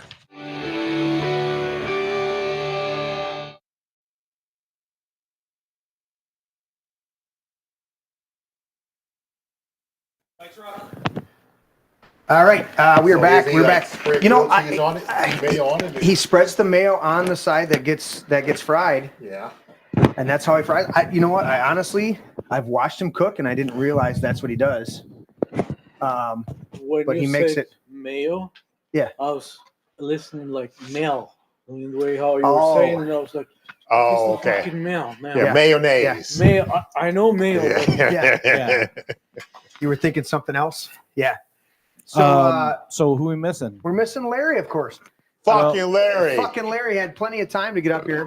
He's doing his smoke. What do we got going on in chat over there, Norris? Not much. It's been pretty quiet in chat overall. Pretty quiet. Yeah, Larry's going to come across the stage from the men's Say room. mayo is awesome for grilled cheese. Like, okay, well, that's apparently, yeah. And I didn't know that. I didn't know that. Yeah, Vince does it, and I tell you what, he doesn't make it enough. You didn't clip it. It fell back off. He doesn't make it enough. Come on, Larry. But I'll tell you what, when Vince makes those grilled cheese, they are incredible. And he'll do it out of a what bread does he use? Sourdough. Ooh. And it's the thick sliced big sourdough. So when you get a sandwich, it's the profile of the sandwich is like that big, and you cut it in half. And I don't think I've ever eaten a whole one because I eat the one half, and it's just fucking stacked, right? It's just cheese, meat, cheese, meat, meat, cheese, and you're just like, and then the bread, and you're like, oh my God, and then you're just like, I can't move. It's so awesome. And I'm like, all right, so I'll have to have him come and start early in the day. Yeah. How many cheese does he put on it? As many as he can find. I do that, but I never tried the mayo, the mayonnaise. You'll have to throw some that's Miracle Whip new. on it. I never heard that before. Fry it up that Stop. way. But Stop with your propaganda shit. You're worse than a Democrat. Miracle Whip. Oh, fuck you, man. No, that's just Miracle oil. Whip all day long. Get out of here with that shit. Cancer-causing shitty oil. Norris is going to come. If you That's open fake, that up is my fake fridge, news. you will not see. That is mayonnaise. fake news. You will only. I won't Only eat a mayonnaise. sandwich. Miracle I Whip. will not eat a Miracle sandwich Whip is without chemical Miracle Whip on bullshit. it. Chemical bullshit. So let's do this. It's true. Norris and Larry, give me your you were here with us with New Year's. Mhm. Was there anything else to add to that? And then give me your Christmas recaps. Are we on? Yeah. Oh, okay. All right. Yeah. Christmas I had a good time. I got to see both of my boys at the same time. Okay. Because they were both in town. Okay. At least for the weekend anyway. Yeah, my your oldest son was in the military, right? yeah. My youngest is in the military. My oldest is he's doing his residency at UCLA. Oh, is he a doctor? Yeah, he's at UCLA Hospital. Nice. Yeah. So you got a Marine and a doctor. Yeah. Well, shit, we can shoot things and have triage. Yeah, one could kill them and one could fix them, right? Exactly. Yeah, so I got to see them both at the same time. It was a good time. It was short for the oldest, but I mean, it was still good to always see him. Yeah. Like I said, the youngest, he was here for about a week and a half. He did some recruiting work and everything else, but yeah, it was. I enjoyed seeing them both. I mean, even for the short period of time that I did, I mean, it was enjoyable. Okay. Always good to see them. I mean, they're my boys. I love them. You got to, dude. Yeah. You got to. Yeah. So yeah, there was that, and then just. What were your normal traditions before they kind of got older? Did you have a home things? Yeah, I mean, just Christmas dinner. I mean, nothing spectacular. I mean, we just hung out and did whatever else. But okay, yeah, so it was a little bit different, like I said, because we just kind of had a gathering at his aunt, his aunt's house. Okay. So so we all got together there and just had a good time, and then he headed back, and the youngest was here, so we hung out with him a few times. We went to the range a little bit, Oh, nice. Yeah. Oh yeah, got to go do the Second Amendment. Gotta get, yeah, baby. Yeah. Dude, I mean, you are our resident white supremacist, so you might as well be a militia guy too. Yeah. So yeah. So What else can we throw at him? Yeah. So we did that, and it was a good time. I mean, not a whole lot, but just enough. Take advantage of the time he was That's here. excellent, and, dude. Enjoy That's excellent. Yeah. Because he just graduated back in July. He finished boot camp in July, so July. now he's in near the Palm Springs area in California, 29 Palms. Okay. Yeah. So but he's getting it because he's stateside. He's getting his breaks a little bit more regular than if he was so, deployed. Yeah. So I mean, now February he'll go off to his permanent duty station wherever that'll be. Okay. I don't know he where hasn't that'll be found at out this yet. point. That is. No, he doesn't have no idea. But, yeah. Well, that's good. Yeah. You got to spend time with both your boys, and yep, that's awesome, dude. Yeah, it was enjoyable. I You enjoyed had you had a pretty challenging year this year with life. Yeah, so well, it's still nice going, still ongoing. Is it still? Yeah, it's not over yet. I thought you were all settled. Fuck, I wish. No, we'll see. No, it's all going. Just had mediation last week. Dear God, still not settled. So well, I pray that it gets settled in your favor, Yeah. Lord willing.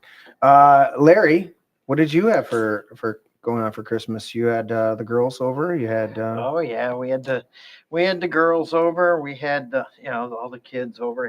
Had fun. Did I send any videos of my grandson playing the guitar? You did. Oh say yeah. that. Oh yeah. Yeah. Yeah, I bought a guitar. Larry, was that, stop about talking a with your year hand ago? in your mouth, please. No, 2 years ago. Mhm. Yeah, and is he talking about Mike? Yeah, when you do that, when you do this like this, and we Oh, can, when I do that. yeah, when you do that and put your hand over your mic. Oh, okay. So anyways, I bought a guitar 2 years ago, Yeah. and he liked it, so his parents bought him a guitar. A real guitar, huh? Yeah, well, they bought him like a cheapy guitar. How old and is this he? year they gave him a nice guitar. He just turned 12. Okay. No, wait, Your first for parents out there 13. He just with your turned kids, 13. All right. buy your child the shittiest Yeah. piece of junk, guitar, piano, whatever it is, drum set for their first instrument. If they stick with it, And you spend the money.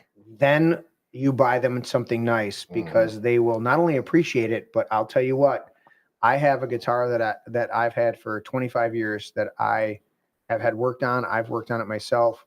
It plays really nice. But I'll tell you what, before I had that guitar, I had a shitty guitar. And that guitar is not, anything that anybody would covet, but it does play nice. You get a shitty guitar for your first guitar and you stick with it and you keep playing. When you get a nice guitar, you sound like a fucking beast on that guitar.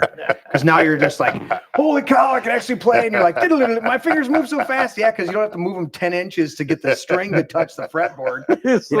Dude, one of my first bass guitars, it had to be like my first bass guitar, was a Cort. Yeah. Cort. It was a brand, but it was a shitty really? brand. Wow, never heard Cort. of that. Yeah, I've seen that. And it was so bad. Yeah. The truss rod was broke. The neck, there's a metal in there that you can tighten up or loosen up to make straighten it out. Yeah, straighten it out. Or Yeah. you got to have a slight curve at the end. It was so bad and it was broken that the only way I could play it was to detune it. So I have a 5-string down there, and then I have a regular 4-string bass that I played. And I used to play this bass in worship, in the worship team at the one church I was part of. And I had to detune the guitar so that the bass, so that it was like a 5-string. So the top string was a low B, and then the E, then the A, then the G, and I didn't have the bottom D because it was only 4. But the only way I could play it, because it was so bad, to get the action to lay flat enough for me to play it, was to tune it down like it was a 5-string. Oh, wow. So that reducing the tension. And one of the things that could have been so deflating, and I still had to work through it, my piano player, who was phenomenal. I mean, he was this just incredible worship leader, piano player, and a great friend. Yeah. Rob Major. Rob would play piano, and I would just stand on this side of the piano and watch his lower hand, because he would go into just inspired worship. There would be songs that were rehearsed, but then he would go off into just playing just worship, and we're just, and he would flowing with just people wanting to get into a place of worship. And you don't need structured words right now. Just find your spot and worship the Lord. And I would have to watch Rob's lower hand on the piano, because he's playing the bass notes. So you could play the bass line. And so I'm just watching him playing on that lower thing, and I just would fall. I learned, 3.5 years, 4 years where we were together. We would do our rehearsed songs, and then when he would go off, I would just stand there and I'd be with him, and I'd be like, boom, and I just watching his hands, Gotcha. And his dad walks in, and they were consummate musicians, and his dad picks up my bass, and he's just like, what the fuck? This is a piece of junk. Who plays this? Whose bass is this? And I go, that's mine. He goes, how do you play this thing? This is horrible. This is a piece of garbage. And he wasn't trying to be like, right. He was just like, he's like, this is horrible. And he leaves, and he goes, Rob looks at me and he goes, sorry, man, dad's a little bit literal. He like, there's not a lot of filter. And he goes, you know how bad your bass is. And I go, I know. And he goes, well, your dad didn't have he goes, my dad didn't have the couth to like temper it. He just told you how shitty it was. I'm like, okay.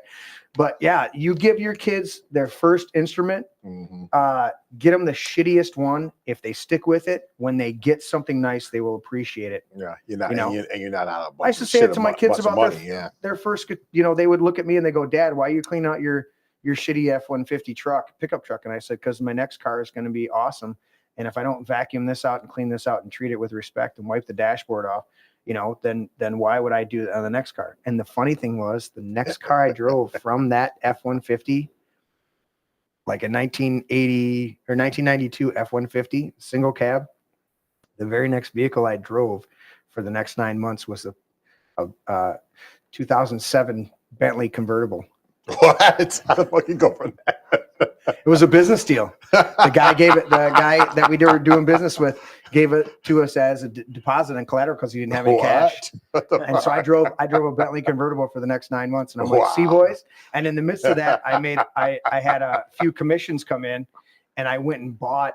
I went down before it was Bob Maxey, and I walked in there and bought a low mileage used Edge, a 07 Edge, and just wrote a check. I wrote a check for, and it was funny. My sister calls me up. She goes, I know you declared you did bankruptcy a few years back. She's like, how did you just buy a brand new, not brand new, but a new car, new to you? And because I only think I had like 15,000 miles on it when I bought it, you know, so I got a great deal. Yeah. And I wrote a check. And she's like, oh, so you haven't rebuilt your credit and everything like that? I'm like, no, I don't give a shit about that. I made commissions. I had a couple sales, and yeah, I'm driving a Bentley, and then periodically I drive the Edge. You know, if my business partner wants to take the Bentley, then we swap out and everything like that. So Larry, you were talking about your grandson playing guitar better than you. Oh, by far. He can move his fingers. I can't move my fingers. So, he can span his fingers, you know, to get the chords, and he can move his fingers like Crazy Train. Do. You know, I can move my fingers on the piano keyboards just fine, but I wrap them around that guitar neck, and I'm limited, and I can't span to do chords up towards the top of the neck. Down lower, I can. Yeah, because your frets are closer. Tighter frets, and tighter frets. But once you get up like towards the number one, you know, I can't span. And you think I have to use my pinky. You got good wiry fingers. Look like you got good long. I do, fingers. but put it around it. I have to take fingers and go. I have to cheat and use my pinky. My one buddy that tunes into us, Tim Lauder, he used to literally tape. He has fat fingers. Yeah. And he used to literally put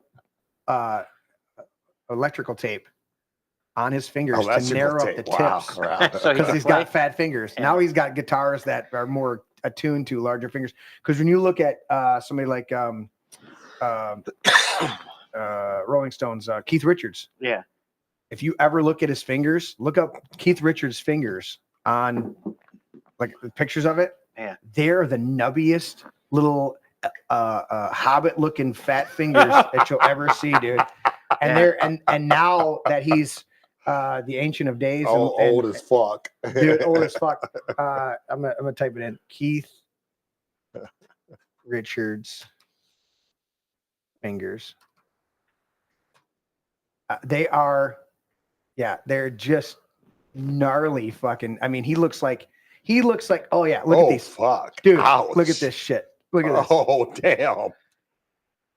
Because how old is he fucking now? Dude, he's gotta be fucking 90 now, right? You think? I mean, look at this shit.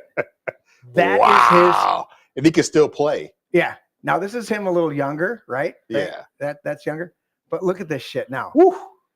Oh boy. Oh, I mean, those are some gnarly ass fucking fingers, They dude. come with ages. Oh, 100%. Oh, yeah. And you look at the arthritis. You can tell the arthritis in his. I'm amazed he can still play. Yeah. Yeah. Who do you play for, Keith Richards? Stones, fucker. Oh, okay. But look, the cigar. Not a Stones fan. What the hell? Even I know that. Now the black guy. Come on. Tim, make sure we mark that down. I want to clip that. You're talking over each other. I hear that. I'm a black guy. Talking over each other, you couldn't hear it. That's Jack Sparrow's dad. Not only is this his dad. Yeah. What? He played Jack Sparrow's dad in Pirates of the Caribbean. Oh, plays back Joe's dad. Okay, not only that. Really? I didn't realize that. Not only that. Johnny Depp said he modeled his whole character of Jack Sparrow on Keith Richards. Oh, really? Right. Yeah. Like, all right. There's a Cotson in there. Cotson Jack Sparrow. Yeah. So there's some gnarly fingers, but yeah. And Papa Bob said, "Fuck you and your mail and your Miracle Whip." Yeah. Fuck you. I mean, are we gonna have to keep track? We're gonna have to start keeping track of this now. That sounds like something I'd say to an SMN. Fuck you and your Miracle Whip. Exactly. Okay, so Larry, you're down 3 points on today's show. All right. The Miracle Whip shit.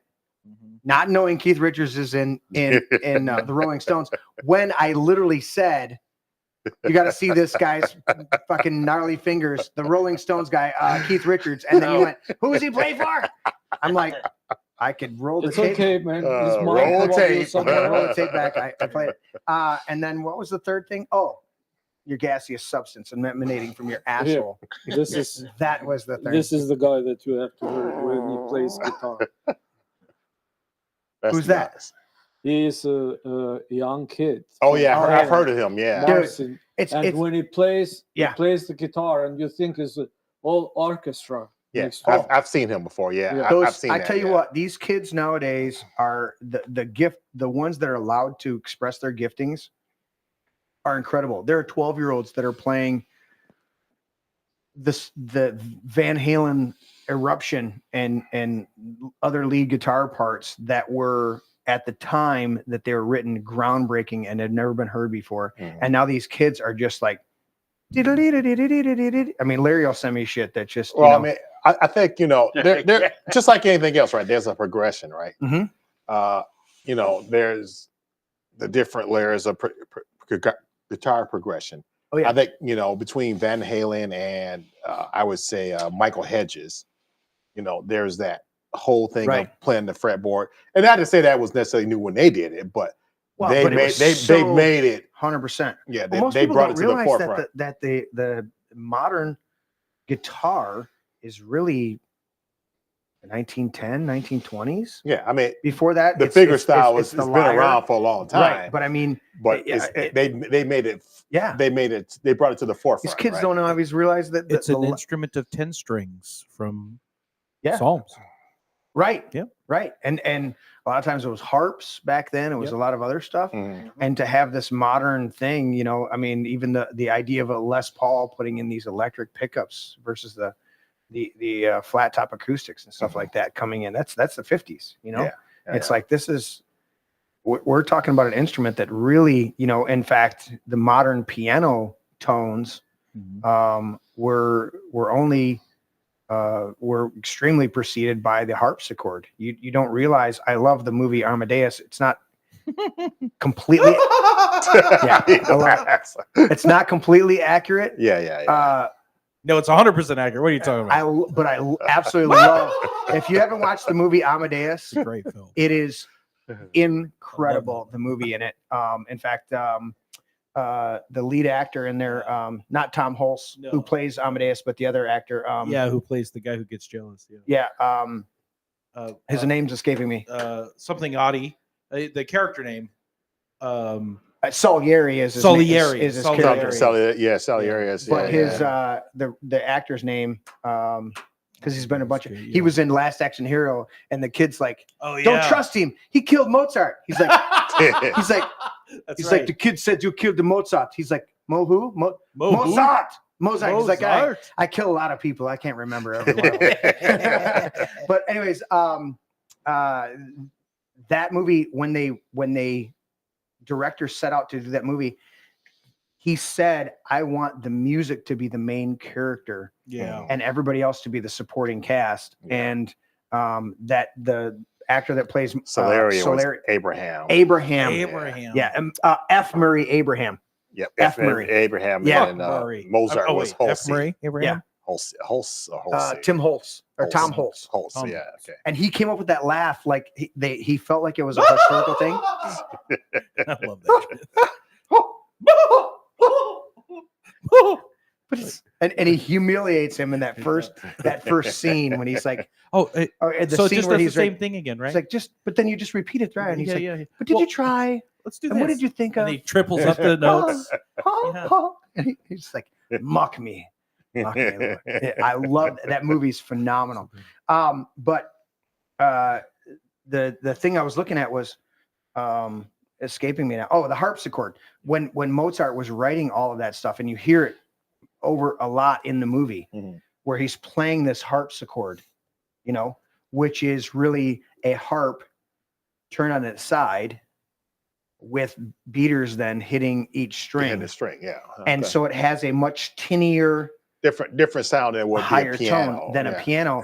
And realized that Mozart was writing the majority of his music on that harpsichord, and then pianos developed later. And so we've got a lot of instruments that have developed a lot later in their dynamics. And so when you go back further, and so when you think of these kids that can just pick up an instrument and shred, and you're like, what the hell? Yeah, Yeah. I was watching a 10-year-old girl, right? Had to be from India because she was in, she had the dot right here and she had on this garb. She could have got out of hand and got Right? slapped, and it just came out as a red Yeah, mark. and then she comes out, she introduces herself. She's this little 10-year-old girl, and she's in all this red and orange cape thing, right? And she's holding the guitar and she starts playing like Indian music on it, with the guitar, do do do do do do do do do dingle dingle dingle, and then all of a sudden she breaks out into this heavy metal shredding. Yeah, that was a Brit. Did you put it in break music? That was a Britain Got Talent episode, Oh, Larry. it was Britain's Got Talent. Yeah, it was a Britain's Got Talent I tell you episode. I've seen it too. Yeah, and these kids. So one I was thinking of. Did you guys ever see phenomenal movie? One of the best. No, it's Norris. He's playing with his. I didn't get a chance to mute him. I'm but, good. One of the best sci-fi movies ever made, other than the Star Wars series. Fifth Element. The Fifth Element. I knew he. Fifth Element, really? The Fifth. Oh, yeah, dude. I've never watched that through the. Oh my God. Really? Fifth Element with Bruce Willis. Yeah. Yeah, that's a great movie. Fucking incredible. I'll have to go back and watch Did that. Bruce Willis What do ever you make think a about, bad movie? What do you think about Firefly? I thought it was good, not but as they good as didn't develop the series. And I actually knew my one buddy years ago. I was part of the church. It was all a big connection. I found out he had written a couple different episodes and he was involved in the original development of it. Oh, wow. And it was Okay. very low key and nobody really knew that he was involved. And when I was like, you were involved in Fire? That's how I was introduced to Firefly. It's because I'm talking with him and we started talking. He's like, oh yeah, I wrote a couple episodes for Firefly. And I'm like, Larry, keep that shit to yourself. But I liked Firefly, but I thought it. All right, that's enough. Fucker. Cut his mic. All right. But I thought Firefly had great dialogue, great stories. What they lacked in the overall appeal of the sci-fi brand was they made it a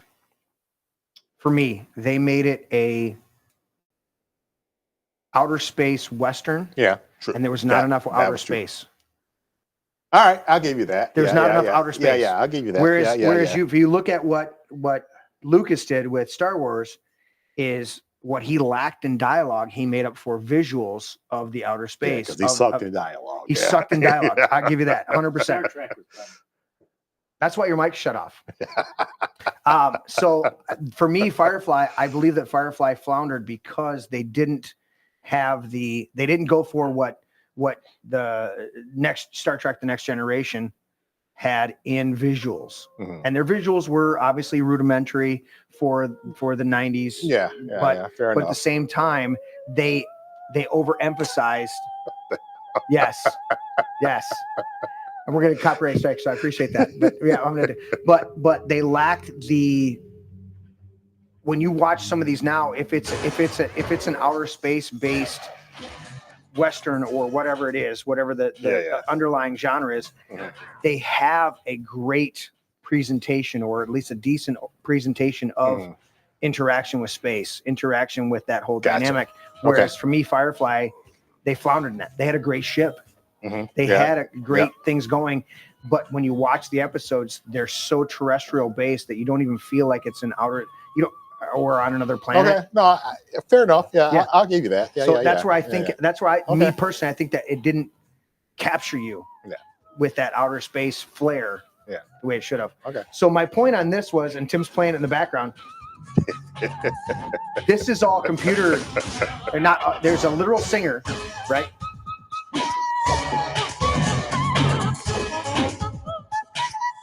So the lady who did it, she sang all those notes. I watched the girl. Shut up, Lily. I watched the girl doing sound. Oh, come on. Stop. That's what I was getting to. All right, do it again.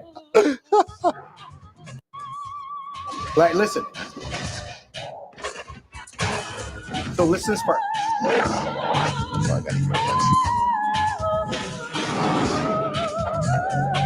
Oh, there's a singer in there. Okay. I couldn't hear it in my bad ear. Listen, Jeremy.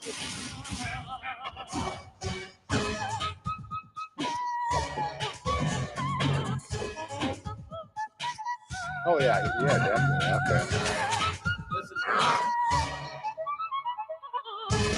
Wow. Okay. Is this from? Wow. This is from the which soundtrack? Fifth Element. Oh, Fifth Element. Wow, really? Okay. Because wasn't Chris Tucker in Fifth Element? Yeah. He was okay, that's what I hilarious. thought. He's hilarious. Super green, super green. This is Rudy Rod, your main man on the Super Green. Bravo! Bravo! Does he say it? Oh, you cut it off. Anyways, so the whole point of this is the sound that you hear, what Tim just played is the actual movie, the movie line, what's in there. Yeah. Every vocal note the artist did. Right. But the mixing of it, the artist said there's no way to literally change from one note to the next note in the way that you're wanting me to do it. So they took all of the vocal notes, put it in the mix, and then manipulated how quickly they changed, how quickly they went back and forth, right? And basically put out the thing saying it would be impossible for somebody to sing it the way that the final product came out. And there's been attempts. Oh, really? And then Larry's talking modified. about that this little 12-year-old or whoever it was in Japan is on a fucking video singing it exactly fucking like that. And she's Well, after the And you're just fact, like- though, it's kind of easier, though, right? potentially, yes. Yeah. Yeah. Of course, then she's potentially listening to it and then muscle Yeah, memorying you- it back you- out. you- yeah, you could see that. You yeah. could, once you have the finished product, right, you can actually go back and make it happen. I right? can see that. Yeah. Yeah. But that Totally different, right? Than right. trying But to that do it on lends the to spot. that idea of musical progression and how kids are getting, Well, your I mean, kid, I guarantee but, your but, kids. But it's just like anything else, right? Mhm. Music builds upon the prior generation, Mm-hmm. right? So that. Well, that's what I was gonna say. What your boys are doing. What Roger Bannister. Nobody knew you could break a 5-minute mile until he did it, and then everybody started breaking it. Correct. Well, and what George, what you watch your boys do, what you watch your boys do, you go, holy shit. Yeah, but it's progression, though. It has to be. Yeah, it's progression. Yeah. We build upon the prior generations. We grow, right? That's society in general, right? Oh, we it's always supposed to be. We grow, Yes, based on what we've learned and what we progress based on what we've done before. 100%. All the time that I talk with my kids, before I talk some of my ideas, I try to test how the deep the waters are with them by asking them questions before I start talking to them, because I don't want to go over there that can watch each other in the eyes and go. So I'm trying to be as much as I can close to their generation. But even if I want to, is your mic came loose. Yeah, sorry guys. My time is gone and I can't be 100% with them. Right. But I'm trying to at least to be a cool father. Gotta be a cool dad. Yeah, for the things that gotta be. It doesn't damage them. Yeah.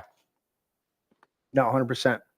Now, talking about music, why don't we shift a little bit in international politics? All right, let's get in. We won't even let. All right, I got to catch up in chat real quick. Gordon's heavy duty mayonnaise from Gordon's Foods. So Papa Bob's that's saying he told trust Larry that. to fuck off, basically. Yeah, he told Larry to fuck off. But Dale's saying that's how it felt when I got my Epson Les Paul. Still have my Epiphone first Les one Paul, from yeah. 1970. Oh man. Yeah, it's Epiphone Les Paul from 1971. Local boy Tim Hulse. Yes. And he says, "Oh, he's from here." Apparently. Really? Dale, let us know where exactly in the state he's from. And then he said Mozart was a Freemason too. Well, yeah, the majority of people were Freemasons, and then Freemasons got infiltrated, and there became some nefarious things because, technically the Pope is Christian, and I don't trust that fucker either. But being a Freemason, You mean the current Pope? Oh, he's Yeah. a piece of shit. Yeah.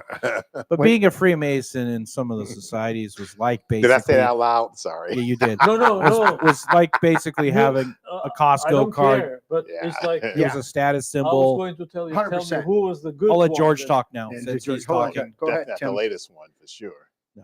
Go ahead. That's all I was saying is that a lot of the Freemasonry memberships, historically was involved. It was basically like having a Costco card. You have it for the convenience of some, getting deals and getting stuff. Yeah. And then it's really a status symbol. Yeah, it's not when people say, "Oh, he was It's a not like Freemason." they were a You go, "All right, this conspirator. is not a 33-degree fucking subversive guy in there doing that shit." Yeah. And you understand all these historical characters that lived like way back and they were doing shit that we find is all conspiracy. You realize, of course, life expectancy was like 48. Really? So 40 they were all years. doing this shit between the ages of like 19 and 29. Exactly. They were a bunch of kids. Yeah. When did Mozart die? Like at 34? Of alcoholism. Yeah. Yeah. Really? That That early? I think they said consumption at one point, but Wow. He was fucking youngster. extremely young. I didn't realize But that. he wrote his first concertos at like 5. Yeah. Yeah. You're fucking joking, right? No, dude. No, dude. No. You don't Wow. know? Yeah. Well, Fucking look- prodigy, literally. huh? 100%. And his dad Wow. was a musician, but yeah, prodigy. So Dale said Southgate, Wyandotte area was where Tim Hulse is from. If you haven't seen it, guys, I highly recommend it. It's a longer movie. And I'll have to there's go look great that- actors. Yeah, in they it. said Detroit, Michigan. Wow. Yeah. 1953. Yeah. Wow. Okay. But Amadeus, the movie Amadeus, is one of the Uh, greats. what, out there. 1980? I'll have to actually look that up. 81? I will say I'm not 81. much Do you of have a the movie date? guy, but I will have 81 to to start looking some of 83, this stuff somewhere up. in there. You got the date, or are you just looking up Tom? No, Tom was 1953. He was Yeah, born. what does it say? Film came when the out in movie like was? 81. Let me see. Filmography. Amadeus, because F. Murray Abraham won the Oscar for Best Supporting Actor, or was it Best Actor? I can't What remember year how they was turned that? it. It couldn't have been that far back. Amadeus, 1984. Was it 84. that old? Really? Yeah, I thought it was a Wow. little earlier. and it still stands the test of time. It's a fucking incredible movie. I didn't realize it was that old. Yeah. That was I in- graduated in- fucking high school. In fact, I have. If you want to borrow my copy, I have one of the original letterboxed or Mhm. black lined, Mhm. widescreen Yeah. versions, and it's actually on 2 discs. Oh, because really? It's such a long movie.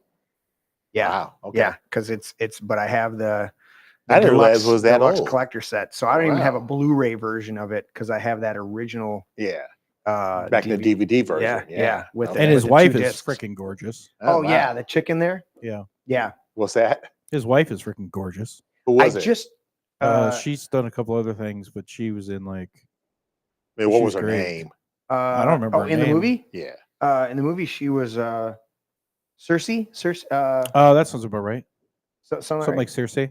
Yeah. Yeah, there's this whole opening scene I with think she's- her. is she that's French? that's hilarious because he's messing around with her, Chasing her under chasing her tables around under the at table a formal dinner. Yeah, and F. Murray Abraham's in there, and he's like he sneaks in, and he'd given his chastity to God to give him this gift of music, and so Yeah, he's going to stay celibate, and he's in there. The whole room is full of food, and nobody's in there to have the food yet because they're still doing the entertainment. And he's like, and there's this disgusting boy chasing this girl around, and he's doing this backwards thing with her. Tim Hulse as Amadeus is doing this backward thing. He's like, say I'm sick. She's like, you are sick. He's like, no, say it backwards, shitwit. And she's like, say I'm sick. And so he's doing these backwards words with her, and she's like having to sound it out to say, and she's like, she says the sound, and she's like, you're disgusting. Yeah. And F. Murray Abraham's watching him. Is this that whole time. Mozart's wife or? No. Yeah, Mozart wife.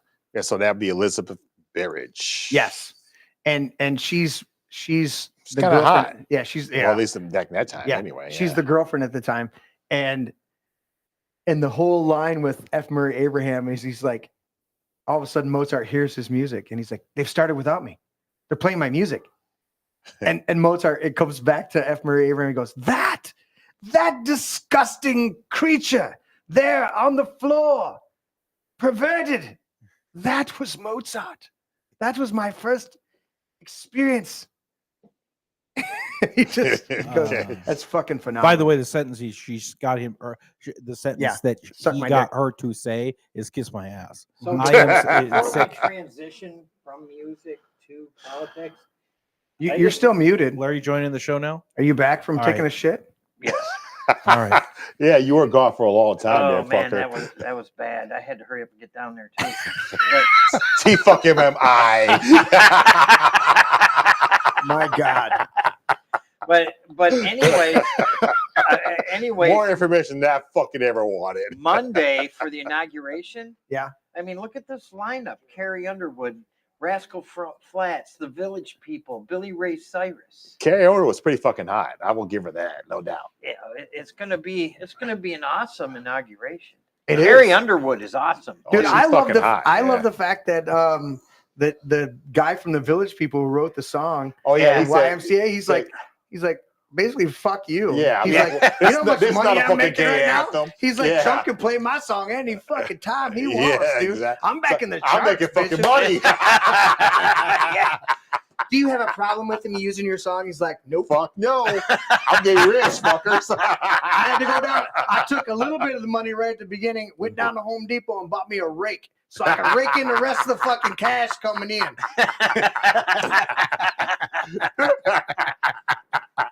That's fucking awesome. So Larry, Yeah.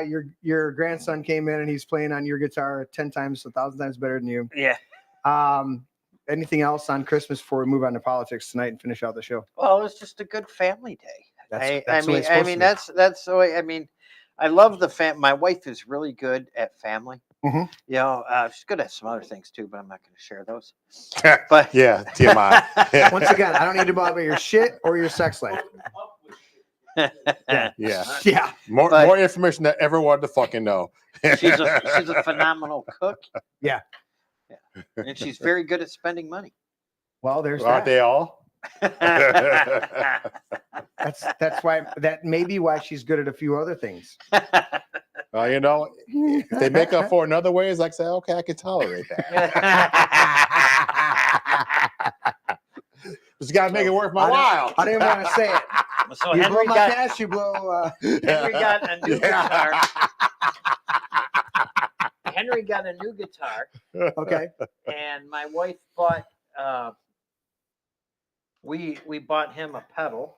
So we bought him a reverb. You got a pedal too? Reverb pedal or Wow. a metal and pedal? my wife also gave one to me. A Fuck you reverb gonna pedal? do with Uh-huh. What are you gonna do with a reverb pedal? Don't know yet. As soon as I figure out how to use it. I got See. an extra. Did he get a metal pedal? Yeah. Just a reverb.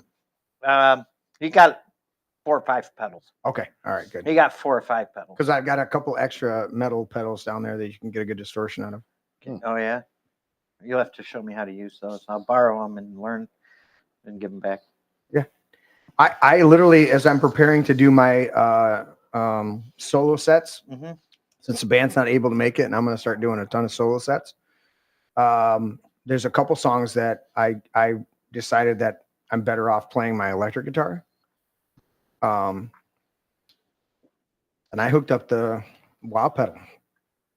So I've got the wow pedal in line now, and I was playing like I played the song, the rhythm of it, and I'm like dun, dun, dun, dun, dun, dun, and then I hit the button and it plays it back. Dun, dun, dun, dun, dun, dun, and then I'm like wow wow wow wow wow wow wow.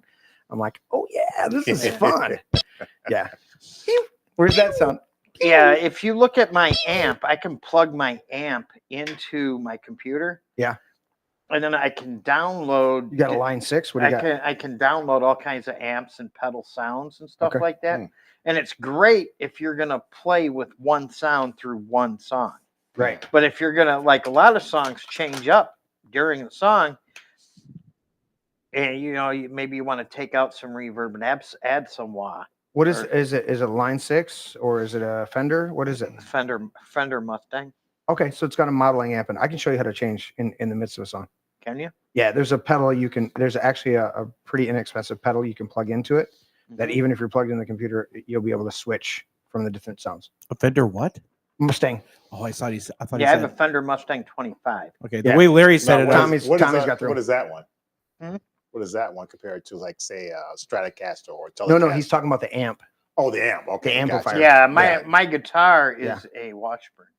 And there's two ways to do it. There's physical pedals you can plug into it to switch sounds. Yeah. Then there's also There's Bluetooth buttons pedals you can push. Yeah. Well, but Bluetooth pedals? there's Oh, wow. Bluetooth pedals that you can Okay. hook up. Yeah. And so you can switch the sounds because there's probably 500 different modelings in that Oh, amp. shit. Make it more And you can complex. control them with your phone, but you can also control them with a Bluetooth pedal. Yeah. 'cause What the hell? Yeah, Yeah, I've dude, it's got crazy. yeah, Oh, yeah, it's crazy. All the sounds and all the different sounds that I can download on there. I mean, I just went on there and looked at it and said, "Huh? Oh, fuck that." Yeah, no shit. Right. I honestly, I'm pretty savvy on stuff. I don't know how Brady keeps track of the sounds. Yeah. Because he's got a whole pedal board, and then he's got modeling amps, and I'm like, okay, dude, what do you got? You know, holy shit. So what's the difference? What? You So said pedals pedal are the pedal board Pedals is are physical. physical. Okay. Physical, and then you make adjustments. There's knobs and all that shit Yeah, on them. yeah. But then the modeling amp has these different models Those of are amps. software. And well, there's software in the computer. And then the best ones right now in the market are a combination where they have the software in them, and then they also have tubes. The tube, the literal vacuum tubes. Oh, really? Going back to vacuum tube? Oh, haven't gone back. There's been brands that never left the vacuum tubes because vacuum tubes versus solid state are so much warmer, and the distortions, the overdrive that you get and the distortions you get are so much warmer that it's like playing a record versus playing a CD. Okay. You know, when you play a record, you just hear that warmth. Yeah, well, the range, you have the full range, right? You don't have this. Yeah. It's not discrete. Well, right? you don't have that digital. Yeah, it's not discrete. It's more analog as opposed to discrete. I remember one of my guitar players years ago, Donnie, back in my mid to late 20s, he had a Digitech pedal that had it could be either a wah or a volume control, depending on what setting he was on. And it had like 8 or 10 different buttons that he could push, right? Or kick. And it had this one tube, vacuum tube transistor in the back of it that you could literally twist and change out. And so when you looked at his pedal from the backside with the cords coming out of it, there was this one glowing vacuum tube over here, and it made so much difference in the tone because it took all of that digital stuff and warmed it up. So it didn't feel sterile. It felt really warm and felt organic. So it's pretty cool stuff. All right, let's pivot and get into what's our time frame here? Where are we at? Oh, we're 10:30. We gotta like. Yeah, you know, gotta get to the because in the past 3 weeks, there's been a lot of stuff. There's a lot of stuff. And today, let's rapid fire. Today, I want to talk about today in Congress, right? They passed to Protect the Women in Sports Act. Is that the House or the House? Okay. The House, Yeah. and all the Democrats voted against. Of course they did. Of course they did. Protecting women in sports. Because they don't give a fuck about women. No, they don't. No. You're darn right they don't. No. They don't give two shits about anybody. They don't give a fuck about anybody. No. I mean, the one thing you could give without any other effort is 2 shits, and they won't give that. I'm like, what are you gonna do with your shit? You're gonna hold on to your shit for a while? But yeah, I had that in here in the latest brain freeze. The House passes it, and you listen to AOC. We're not going to play the clip tonight. Obviously, time is. What the fuck that bitch has to say? She rambled on and said that this is so broad, and like with everything that's going on, like it's going to be with what's happening, but this is not good, and wildfires in California. It's literally part of the clip. It was like she was talking about how much it was, how vague the language was. And because the language is so vague that it could do other things. And she's like, you're invading the privacy of these people. And it's like, how about the privacy of the girls that are 100%, being, but did a show of hands. I know, George, you came over here at 19. 19? You came here to America at 19, right? Was that it? 18, 19? Oh, that recently? No. At age. Oh, age 19. Okay. Yeah. All right. Was it? Gotcha. 30. 30? Mm-hmm. You No, were when did you 30? first leave Albania?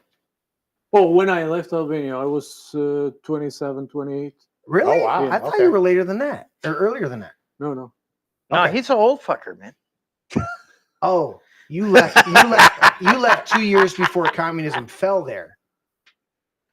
I left 1 year after communism fell. But it was, I was all fluxed and fucked up. Yeah. Okay. I'll have to get my times right. It's been a while since we No, sat that's down. fine. But my point is, I think Larry, even with his messed up testicles, Larry, you and I and Tim, we all played sports, right? And so this stupid AOC bitch is on there talking about how invasive this bill could be for examining things. I'm like, did you not play sports in high school? Oh, she had this. I had to go get a fucking physical where a guy puts one finger on one testicle and one finger on the other testicle and asked me to cough to make sure I didn't have a fucking hernia. Yeah. There was a whole physical you had to get before you played a sport. Yeah. Even when they take you in military, when they recruit you, they do the same shit. Okay. I don't know here, but back home. I'm telling you, this is the shit that we had to deal with as athletes in any Western country doing sports. They have to actually examine you before you're cleared to play a sport. Yeah. That is from Clint Eastwood. Where Clint Eastwood says a swift kick in the balls will solve your gender confusion. Didn't you get in trouble for wearing a hat that said something like that? Allegedly. But I forgot to bring with me tonight.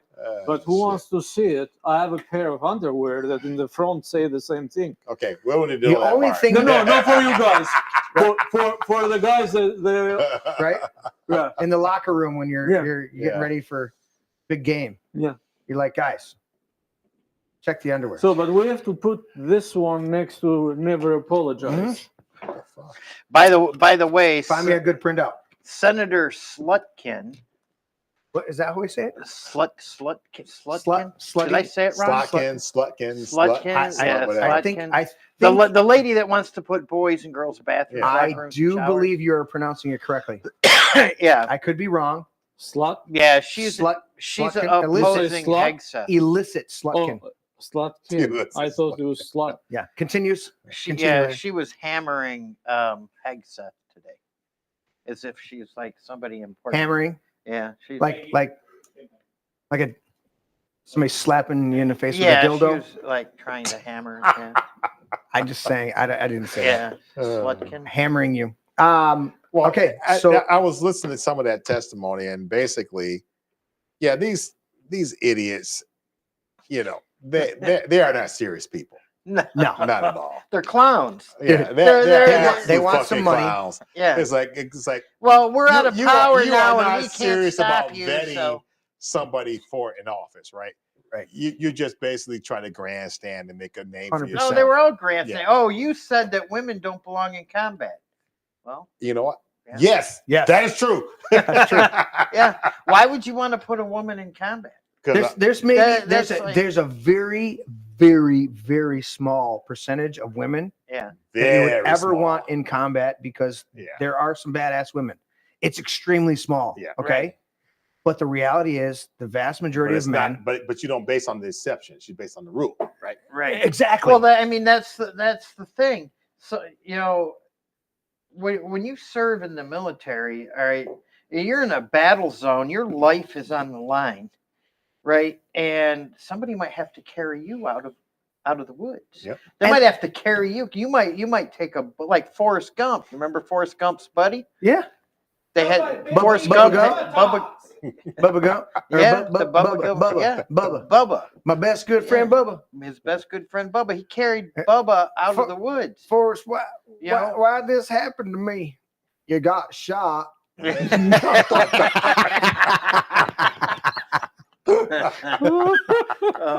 all I have to say about that. Yeah, that poor guy too, man. His guts were hanging out and everything. Dude.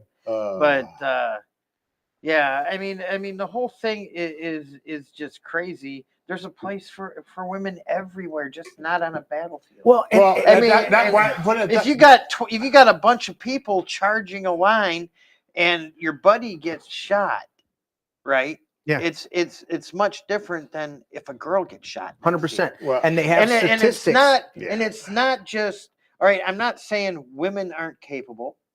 No, and there are some women badass aren't women. worthy. I'm not But saying but again, any it's of the that. exception, not the rule. 100%. But what are men going to do naturally They're going to protect the woman. when Correct. a woman gets hurt? Yeah. And they've got the statistics. They So know. are you focusing on Yep. your buddies now and saving their No, life you and focus on charging a protecting that field? woman. Or are Yeah. you fixated on helping that Correct. woman Correct. that Absolutely. just got shot? Watch and the it's difference. natural. Watch the You can't difference. help it. These are both fictional accounts or creative license accounts of true events. Yeah. Watch Lone Survivor with Mark Wahlberg. Okay. And then watch the one with is it Meg Ryan where the helicopter crashes? What's the name of that movie? She was that was a good movie, by the way. Excellent movie. That was Oh, a was good that movie. with Denzel Washington too? Denzel was Washington. that- Yeah. Denzel Washington. Crap, I can't think of the Lou name of it. Diamond Phillips. Lou Yeah. Diamond Phillips ends up driving his fucking Mustang into a train. G.I. Jane, is that No, one? no, that's G.I. No, Jane. no, it's different. That's totally different. That's Shit, I can't think of the name of it. You know what I'm But I talking know about? what you're talking about. Yeah. Anyways, somebody will pop it up in chat. But those you contrast that with Lone Survivor, where they're just like when your buddy gets shot, you grab your buddy and you're like, you're gonna fucking make it. Let's go. Yep. Whereas in the other one, everybody rallies around her and is trying to protect her and do that. Yep. And statistically, they know this in combat. Right. When women get injured, the instinct of the men around her is to Protect her. protect her. Yeah. Whereas Yeah. when another man gets injured, the instinct is to do the best they can to protect him, but carry on with the mission. Courage under fire. Get your ass up. Courage under fire. Yep. Courage under fire versus Lone Survivor. Those are two juxtaposed. There's creative license. I get it. There's absolutely. interpretations, but you watch the difference way they treat each other, who are brothers in arms, how they interact with each other in Lone Survivor, which is kind of, you knew the risk. Correct. You know. And it's extremely, if you look at Lone Survivor and then you read the trivia behind it and some of the footage behind it, they tried to stay as absolutely accurate as they possibly could to the events that happened. So when those guys are getting shot multiple times and then having to help each other and carry each other and doing this stuff, but they're always focused on that survival instinct and that mission. Whereas when you look at Courage Under Fire, there's this, the whole movie is about how fucked up all of their stories are, because they one guy chose to be chauvinistic and say it didn't happen like that, and another guy said no, we just kind of rallied to her, you know, and she's yelling in part of the movie, because it's this beautiful tapestry of the movie. She's like, at one point she's this total victim and crying and all sorts of stuff, and then somebody else tells the story and she's this badass, you know, fucking telling them, you stand up, soldier, and you do your duty and all this other stuff. It's a great movie, and the actors in it are phenomenal. But and Denzel Washington character is the investigator that's trying to figure out what the fuck's going on, to whether, you know, this person's getting a Medal of Honor and this person's getting a Purple Heart, and this he's having to figure it out. It's a great movie. Anyways, but those dynamic. Huh? Turned out to be friendly fire. I think was what happened. I think the friendly fire was later, like after the chopper went down. Anyway, so there's those dynamics, but yeah, having women in combat, it's a bad idea. It's a bad idea. Yeah. Not because they're not capable. No. I don't want my women in there. And you know what? You go back to World War II, World War I, okay? The women of distinction were the best medics, the best nurses, the best support positions. Support positions. And that doesn't diminish them. No. I literally watched. You can't win a war. So here's the without thing support. with feminists. Take away support, you're men done. and women are not the same. Correct. And when they have different skills, they have different heart sets. And when you acknowledge that, then we can move forward. Then we can flourish in it, right? Exactly. I don't want do I want a man coming to my bedside if I'm laying in a hospital recuperating, or do I want a woman who's going to have compassion and a sympathetic word and be a little cute of hot, a little bit absolutely. of like she's a little bit sexy in her nurse's outfit, right? That's one of the outfits that consistently every Halloween that women dress up as this in the nurse's outfit. Why? Because you want the hot nurse next to your bed, because not only is she there to bring you aid and comfort, but she's also there to perk your hope just a little bit that the hot chicks taking care you a of little me, bit of right? motivation. The guy comes to your bed. He may be the greatest guy and the best bedside demeanor. And for a lady patient, that's one thing. But a guy, a GI laying in the bed, having his fucking life blown apart. Yeah. He wants that hot nurse next to him, because not only is not only is it encouraging him, but inspires him to wanna. He's like, maybe I can get a date with her when I recover. You know what I'm saying? That's the type of dynamics, and that doesn't take away. I just literally watched a documentary last night. It came up. I just clicked on Modern Marvels. I was having a little trouble sleeping, and I clicked on Modern Marvels, and it ended up on the Alaska Road. Okay, and these are the guys that we've never fucking heard of. Yeah. They weren't in the German theater. They weren't in the Pacific theater or the European theater or the Pacific theater in combat and everything like that. These were the Army Corps of Engineers that made the road from 1941 to 42. They literally were given 3 years to create this road to Alaska. And they did it in 8 months. Yeah. And you had the different white corps, whites only corps, and then the black only corps. Yeah, and I saw that one. Yeah, and there's this gorgeous scene right at the end of this Modern Marvels piece where they meet up, and here's the black regiment and the white regiment, and they're shaking hands where they met in this building these roads, and they're like, these guys are going through fucking rivers and wading into ice water, and they had to figure out how to run pylons and do it in such a way, and mosquitoes were fucking killing guys. Yep. And you've never heard of them beyond that documentary of these guys that did that. But as you said, Larry, it's the support teams that are doing that. The Army Corps of Engineers that are doing that. Yeah. It's the one of the reasons that the Germans lost and the Russians have prevailed multiple times, but losing hundreds of thousands, millions of people, right? During the Prussian Wars, the Franco Wars, where France invaded, is because they had either you had the infrastructure or you didn't. The supply lines, those behind the lines that are making sure you've got what you need, outweigh whatever they're doing on the front lines. It doesn't diminish from the front lines, but you can be on the front line if you don't have somebody bringing you ammo, keeping you fed. Making sure you got gasoline in your, diesel in your tank. You're going to fail. You're going to fail. Yep. And those are the dynamics. And they didn't get that. The Napoleon, what he entered, he headed into Russia with 400,000 troops fought. Or something like that. He didn't have support lines. He went in with like 400,000 troops, and then he left with like less than 10,000. Yep. It was ridiculous, And when the Germans invaded Moscow, yeah, same thing. The Russians burned their own city so that they didn't have any supplies or provisions while they were in it. Stalingrad. Yeah. Thank you, George. But that's the dynamics. And so women are phenomenal in their roles that are their strengths. Right. And these fucking Democrats keep wanting to hammer these things. You know what? I wanted to hear somebody say this, the whole thing. I'm listening to a bunch of clips on this today, and I'm like, so you don't think women, I wanted them to go, well, no. According to your nominee that became a Supreme Court justice, Ketanji Jackson, whatever the fucker, Ketanji Jackson Brown. Yeah. She doesn't know what a woman. What is a woman? Yeah, exactly. So you want to come at me about protecting women's rights? You don't even know what a woman is. How fuck you But the one that your liberal fucking Democrat fake president appointed as a Supreme Court justice couldn't even say what a woman was. Yep. So you know what? Go fuck yourself. Yeah, exactly. Anyways, all right. So let's do wildfires. Better have a blue roof in California. Yeah, you ain't kidding. You know what?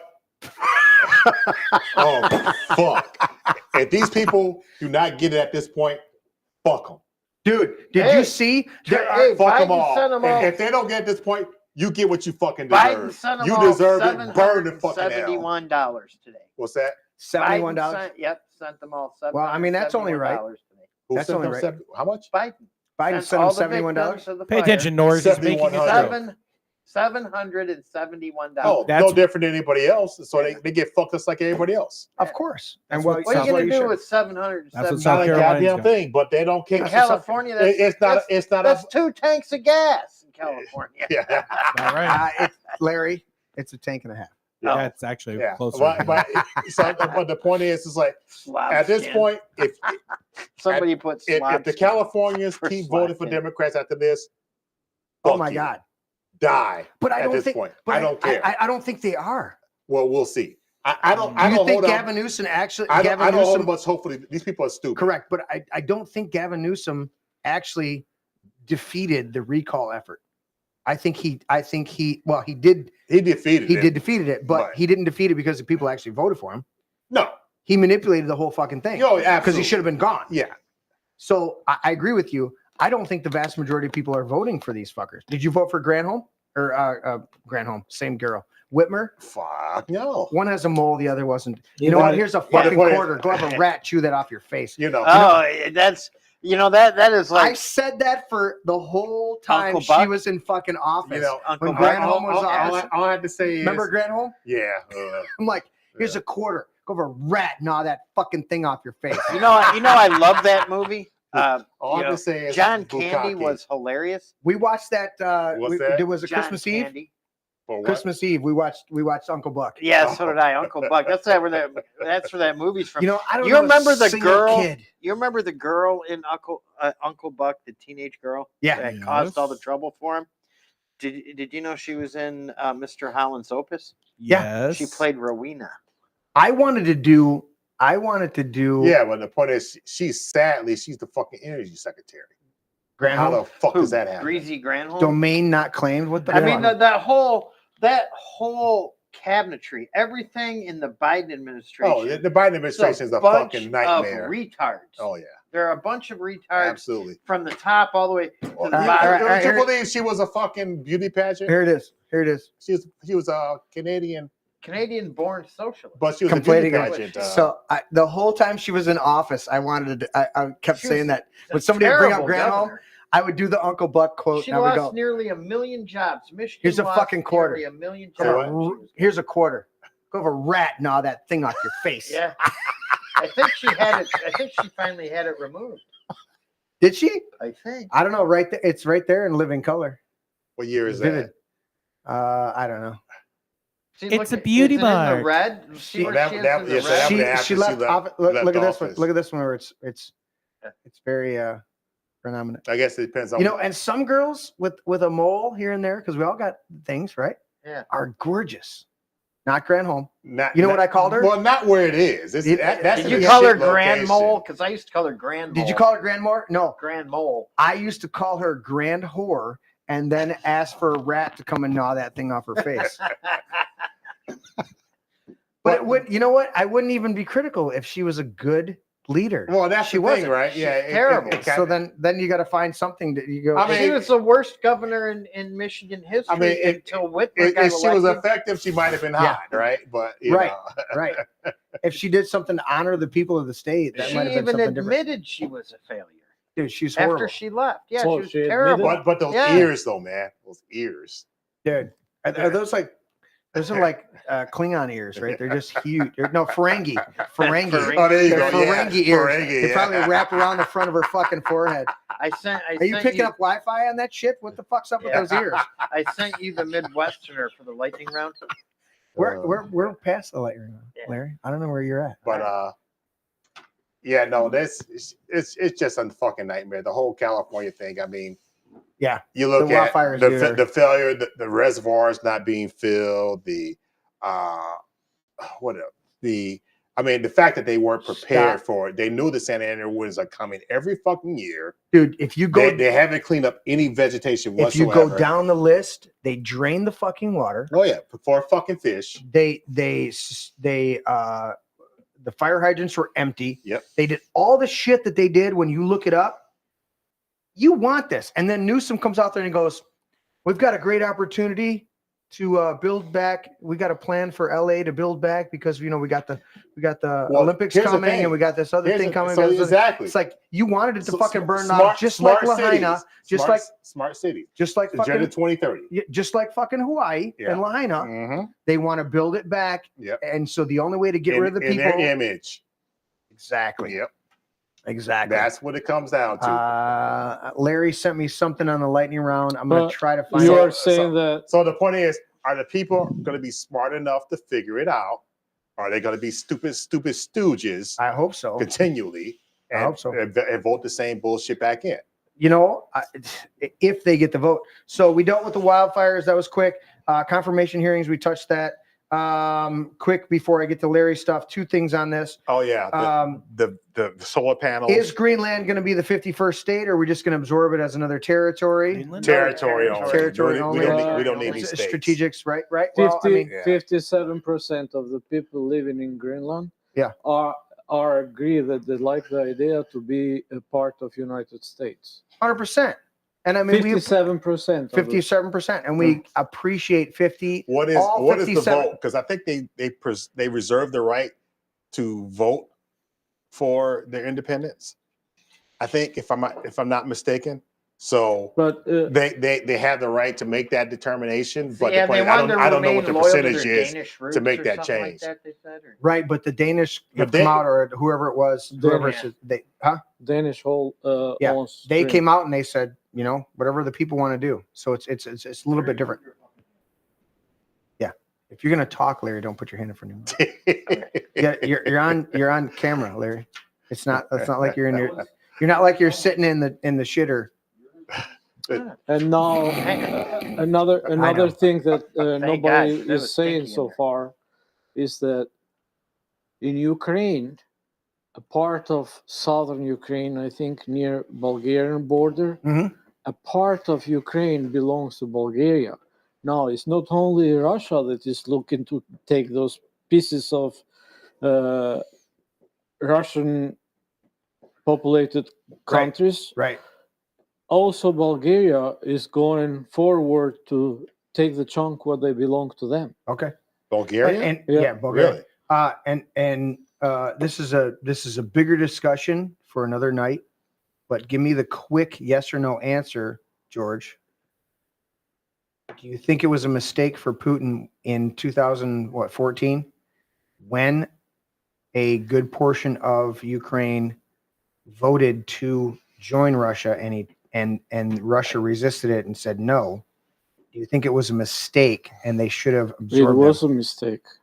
In my mind, it was a mistake because if Ukraine is going to be part of Russia, the Western European countries were not going to go and build over there those rat labs or whatever they build over there, or washing biolabs money, to make Fauci's fucking poison. Washing money or money laundry, and so it is going to be completely controlled from Russia. So most people don't realize in this Ukrainian Russian conflict that in 2000, correct me if I'm wrong the dates, but 2014. I don't remember that. When, at some point, part of Ukraine voted to be annexed by Russia, wanted to leave because Ukraine is ethnic Russia, and a good I don't want to say a good portion, but definitely a portion of a portion of that is Ukraine said, we don't want to fucking be part of Ukraine anymore. We want to be back part of Russia. And Putin said, no, we don't want to. You need to be either your own country or independent, which on one hand is a good thing to say, but by shutting the door on them, it allowed the UN and all of these elites to come in there and fuck the whole thing up. But don't forget and that, install Zelensky and do all this other shit. Don't forget that when Gorbachev agreed with Reagan to open the during Glasgow to break the German wall in the was that Glasgow or Perestroika? I don't remember, but you know when they sign in the agreement is that they say the NATO is not going to move an inch forward to each side. That's and this is how they sign, and this is how they try to trust United States with what it was doing. That's- But after they seen that United States or NATO start taking countries one by one, this is when the Russia said, "Fuck that shit! It's not working. We have to prepare." That's the whole predication on the Ukraine-Russian conflict was Russia said, "Don't nobody." According to the treaty, nobody's supposed to else join NATO, and then NATO's fucking fostering this. It's ridiculous. All right, so that's Greenland, all that stuff. All right, solar panel war in Michigan. Oh my God! Don't go. What the fuck? I'm gonna pull this up Now, real quick, and then we'll do did Larry's that get lightning round on the stalled? Midwestern. Did that get stalled? I'm gonna pull up this one. I've got it saved in my X feed. Yeah, 'cause right that here. was bullshit. Here's Jennifer. Not Jennifer. Here's Yeah, the freak. Witless Whitmer. Yeah, you see, she's on her knee. All right, so DTE wants to install 1,283 acres, which is approximately 909 Iosco, yeah. football fields of solar sprawl in Iosco Township. Where the fuck is this going? Where would this be? DTE wants to force blackout-prone green energy in your community while they hike your bill and fund their corporate jet travel and Whitmer's donation funds. So they want to fuck up all over 1,000 acres. That dark area? Yeah. What the fuck? No, not the dark area. All the fucking green outline of the dark area. What? So they want to put all these fucking solar panels in there. And you know what they are? It's basically the bridge to nowhere type of shit. Oh yeah, It's a fucking does ridiculous, nothing. dude. It's stupid. And so there's a lot of people that are stepping up. It's just a waste of land. Yep. It's a way. It doesn't provide anything. And the point is, we have plenty of. If this is truly a priority, this truly worked. We got plenty of dead space in Detroit, in Saginaw, in Flint, in Lansing, in Grand Rapids that this shit could go in. That is uninhabited. Yeah. Iosco. Why would you destroy good land for this Township. garbage? Tim's going to pull up the map and see. Well, okay. but that's not even including what they were talking about in the forest area they were trying to destroy. Yeah. For Up way up north. Yeah. Yeah. For and this and garbage. It's so ridiculous. So people don't realize this. Listen, the best place to put solar is residential housing on your roof. And industrial complexes on the roofs. Yeah. You've already taken up the footprint. You put the solar panels on there. Whenever they do this fucking solar panels throughout these fields, people just like the windmills. What's the correct term? So what are they doing? Just Giving like the wind people a turbine. ton of money for their properties? Oh yeah. Well, that land is useless after that point. Yeah, but just like the wind turbines, these solar panels, the heat that generates over there, a bird inadvertently flies over the fucking and dies. I know.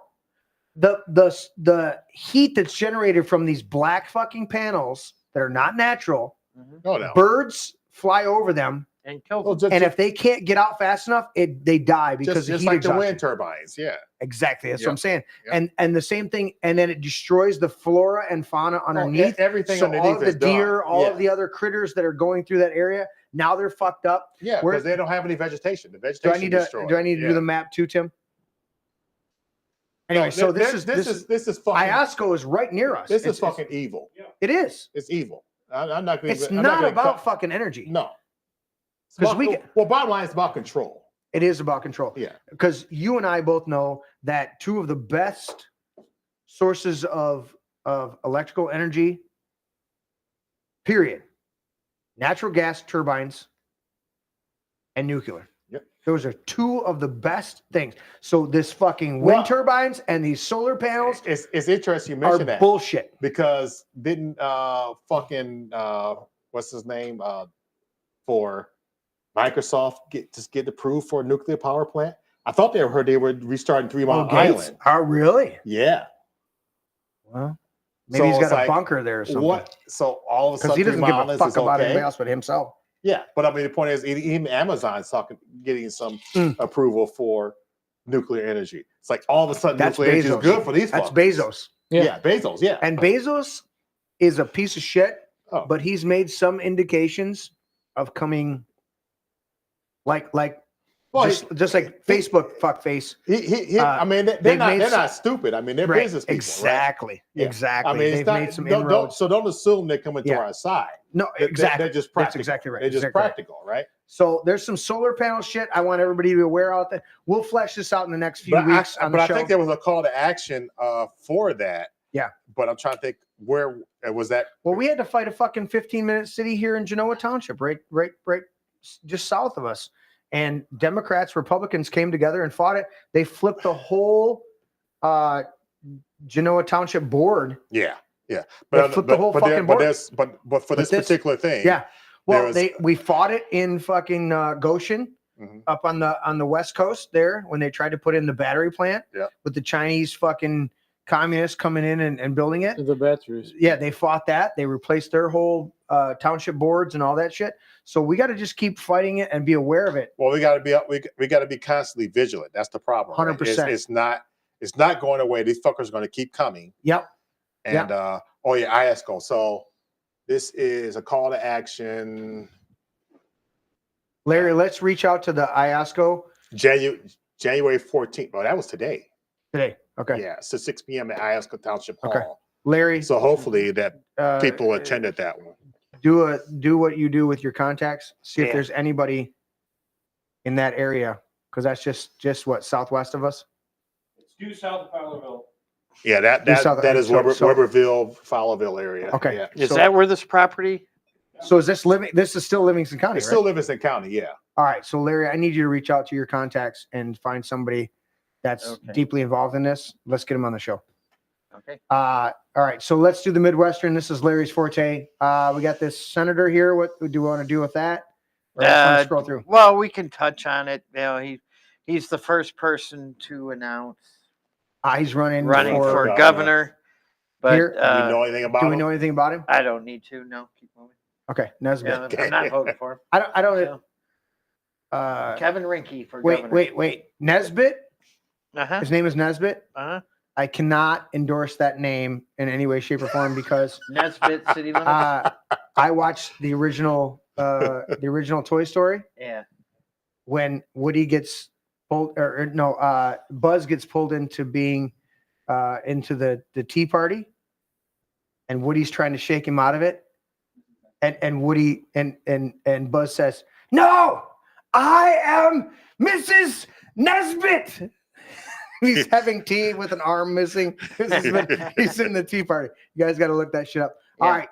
Egg prices skyrocket. You want to touch that? Yeah, we can talk about what's that. causing that? All right, let's do that. Oh, of course. That would be. Did anybody see this shit? Cage-free law. Yeah. So the cage-free bullshit is this. Yeah. So no longer are they in a cage. Doesn't mean they're free-ranging. Doesn't mean they're getting actual bugs and grass and doing shit. Exactly. It means they're no longer in a little cage. Yeah.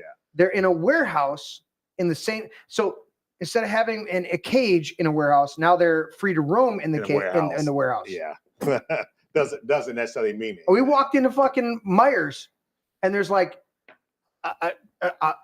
20% of the eggs that were there a week before, and it went into effect. And I'm like, all right, maybe this is one step in the right direction, but you're fucking things All up. you gotta do is drive around my neighborhood and you have get eggs at anybody's mailbox. I don't have a problem Norris brought me a dozen today. I don't have a problem with wanting that, but to mandate it is bullshit. Yeah, stay the fuck out of it. Yeah, leave people the fuck off. Just a worst case scenario, if you want to say okay, brand it. Say okay, cage free versus non-cage free, whatever. If you want to have that labeling, fine. But to mandate it, yeah, you're fucking everybody else over. Yeah. Now let's hit that action and see the picture of Whitmer. You should click on that. I don't think anybody's really giving a fuck, to be honest. Whitmer right here. Sorry, I should have clicked on it instead of going back. Sorry, we're gonna do it. Whitmer, no nice glasses. Bitch. Are those Maui Jims? Whitmer's Michigan among the worst states in America for radical progression. Racial progression. Sorry, I got to default to my my fucking.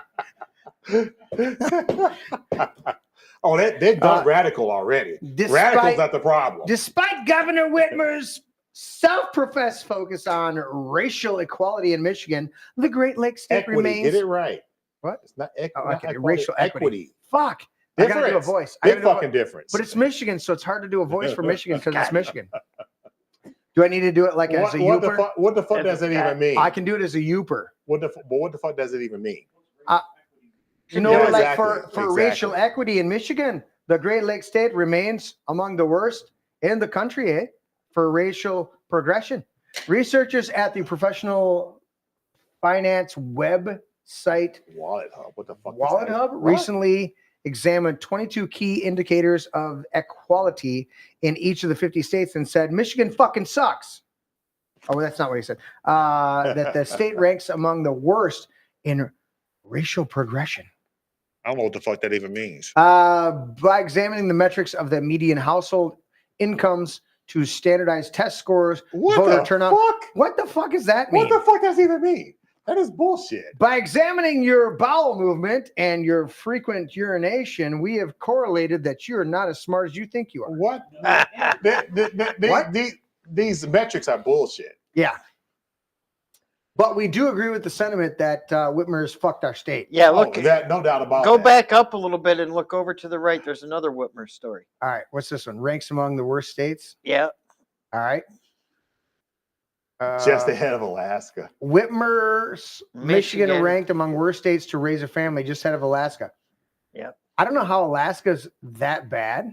No, I couldn't imagine Alaska's that bad. Other than it's fucking cold. Yeah. Yeah. And permafrost and moose is fucking near the I would pipeline. imagine that Alaska is probably, from a freedom standpoint, phenomenal. It's probably phenomenal because and the longer nobody's you live getting there, your fucking way. The longer you live there, the more revenue you get from the oil drilling. Well, yeah. You get revenue from it. Yeah, absolutely. So if you've lived there for 20, 30 years, you're getting paid to live there. Yeah. Yeah. Far as you the can be a resident. Far as the egg graduated. shortages, I don't give a fuck because It's graduated. I've watched. I got plenty of eggs. There's a couple different I'm shows listening to on him. Discovery or the other I ones. didn't know that. Wild but- Alaska.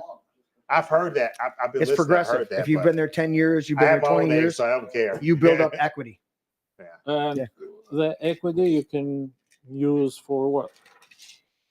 Like Talking about Alaska. Money the longer equity? you've lived there in Alaska, yeah, you get dividends as a resident. yeah. You Based get on oil paid revenue. to live there. Yeah. Okay. So if you've lived there for 10 years, you get a Mhm. certain amount. If you've lived there your whole life, you don't have to work. Now you have to work on your fucking farm because you live in a fucking place that's cold and you know. Well, there's no farm Yeah, there. that's it. But yeah, so look at this. In a new analysis, the best and worst states to raise a family in 2025, Gretchen Whitmer's a piece of shit. She ranks just above Alaska and well behind the rest of the Midwest. Raising a family has become significantly more expensive in recent years as the cost of living has quickly risen. Oh, thank you for fucking Michigan. In fact, it can cost a family well over $300,000 to raise a child to the age of 18, according to statistics of the U.S. Department of Agriculture. Chip Lupo, an analyst for the personal finance website Wallet Hub. Quote, in light of how do I do a lupo? Does that sound, what does that sound like to you? Fuck if I know. Lupo. Lupo. In light of the expensive nature of being a parent and the responsibility that it entails, is important to live in a city that is affordable while still providing quality health care, education, safety, and opportunities for the rich man. And if you live in Michigan, you are fucked. Anyways, it goes through to talk about that. So, any other ones, Larry, before we finish out the show? Yeah, there was another one there. Garbage trucks from Michigan company that drove Trump viral campaign moment appeared in inaugural parade. We got Michigan dump trucks, garbage trucks going to the inaugural parade. That's fucking awesome. Wow. Yeah, there was a Look a little story. piggy there. There's a story about Democrats' attempt to blame new Republican majority for the previous speaker's incompetence. Say what? Of course. Yeah. Because they can't take responsibility for off. something. Here's the last one. Big Rapids Pioneer online poll backs up. How do you say that? Molineer survey. Vast majority of residents oppose CCP Goshen. Yeah, no shit. Yeah. The Michigan Congressman John Molinar surveyed his constituents last year about a planned Goshen electric vehicle battery component plant slated for Mecosta County. 91%. That's pretty fucking phenomenal. I don't know. Is that significant? 91%? I'd say just a little bit. I mean, when Just a Congress little bit. has a Yeah. 9% approval rating, yeah. they opposed it. In the months since, not much has changed. They're pretty much still at go fuck yourself. We don't want this shit here in Michigan. Yeah. So you know what? They pushed too far, and we're gonna gain it back. The non-disclosure agreements, the fact that nobody wants these fucking things. Illicit Slutkin's got a fucking NDA with the fucking whole thing. Yeah. It's like you conniving bitch. I would think that would be illegal if I'm not mistaken. It should be. Yeah. You have no allegiance when you're an elected official. You have no Your other allegiance is to the taxpayer. Correct. And Period. and I think it's against the law for you to have any other foreign allegiances. think. Yeah. I mean, they tried to get after Trump for talking with foreign leaders before he's officially president. They impeached him for it. Right? Yeah. That was the Bullshit, Ukraine phone call. It was the greatest phone call ever. It was a perfect phone call. Perfect phone call. Perfect phone call. All right, let's do it rapid. Who wants to start? George?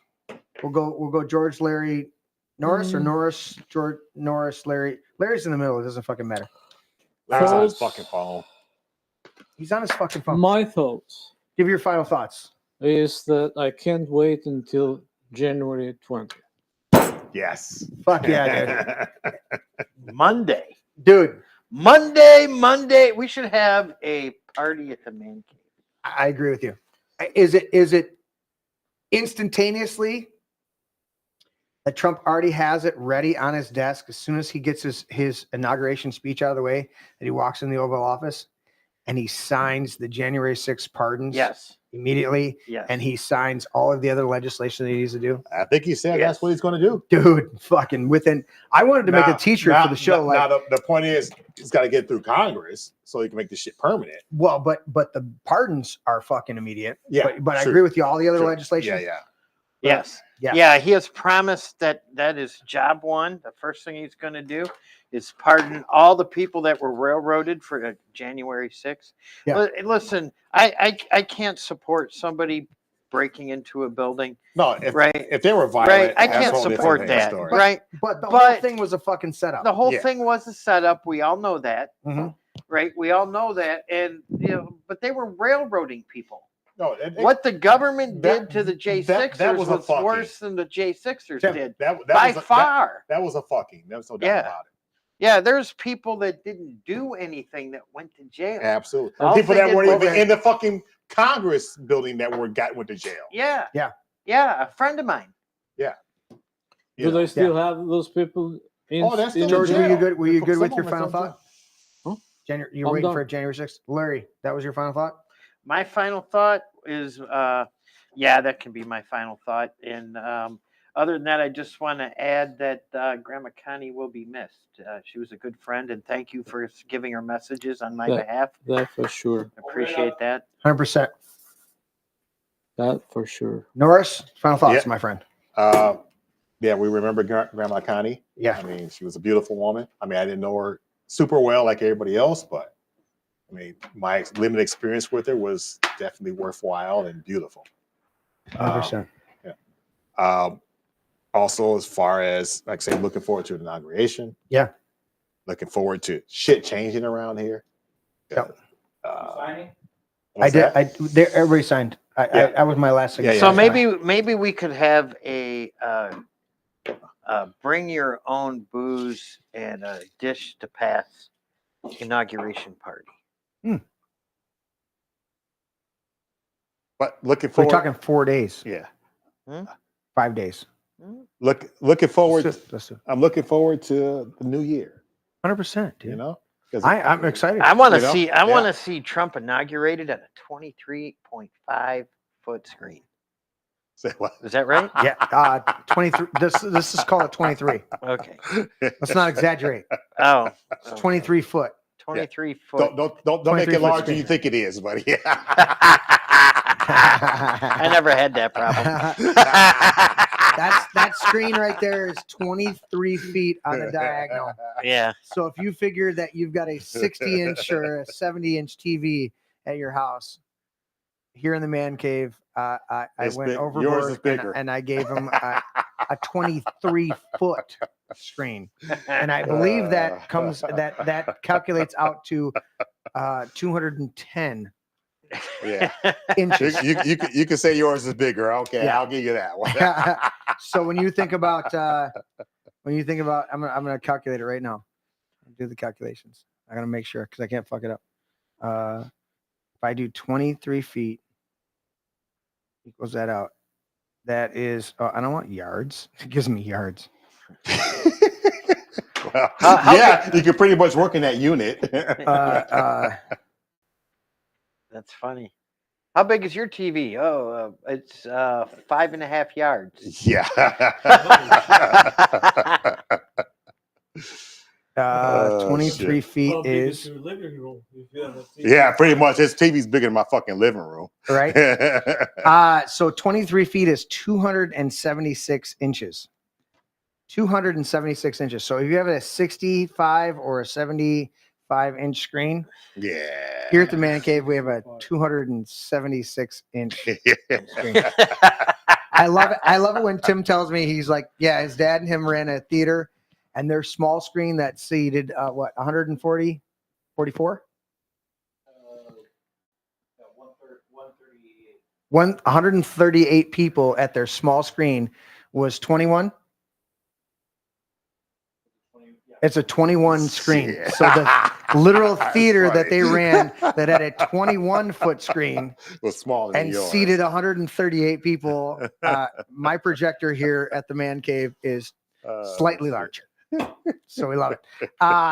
Thank you all for tuning in. It's good to be back. Of course, I love my mom, and she has a legacy. We're going to be celebrating on February 1st. You guys check in with us.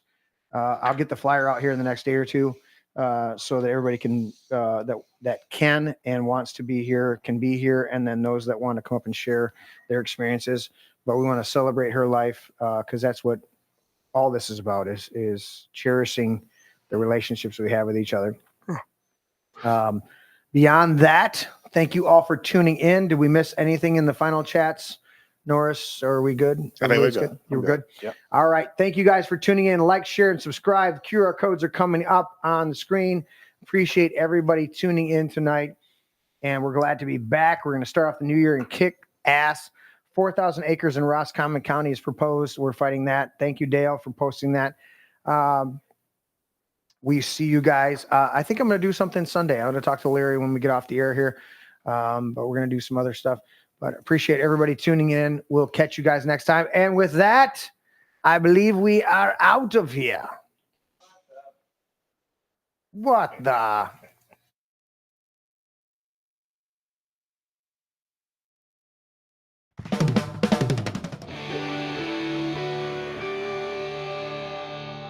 This is my brain. Dad, that's an egg. Yeah, that's an egg. Honey, Dude, that's an egg. seriously. That's an egg. It's a metaphor. It's still an egg. That's an egg. I would challenge you. That's an egg. I know my brain is not actually an egg, okay? It's a metaphor. Metaphor or not, that's not your brain. It's just an egg. Una cerveza para mí. My egg is my brain. Can I at least have some bacon, maybe some sausage with that egg, though? Oh, I want some bacon. I want crepes. Have some bacon and pancakes with that egg. I'll take it with cheese. Extra large brown cage-free eggs.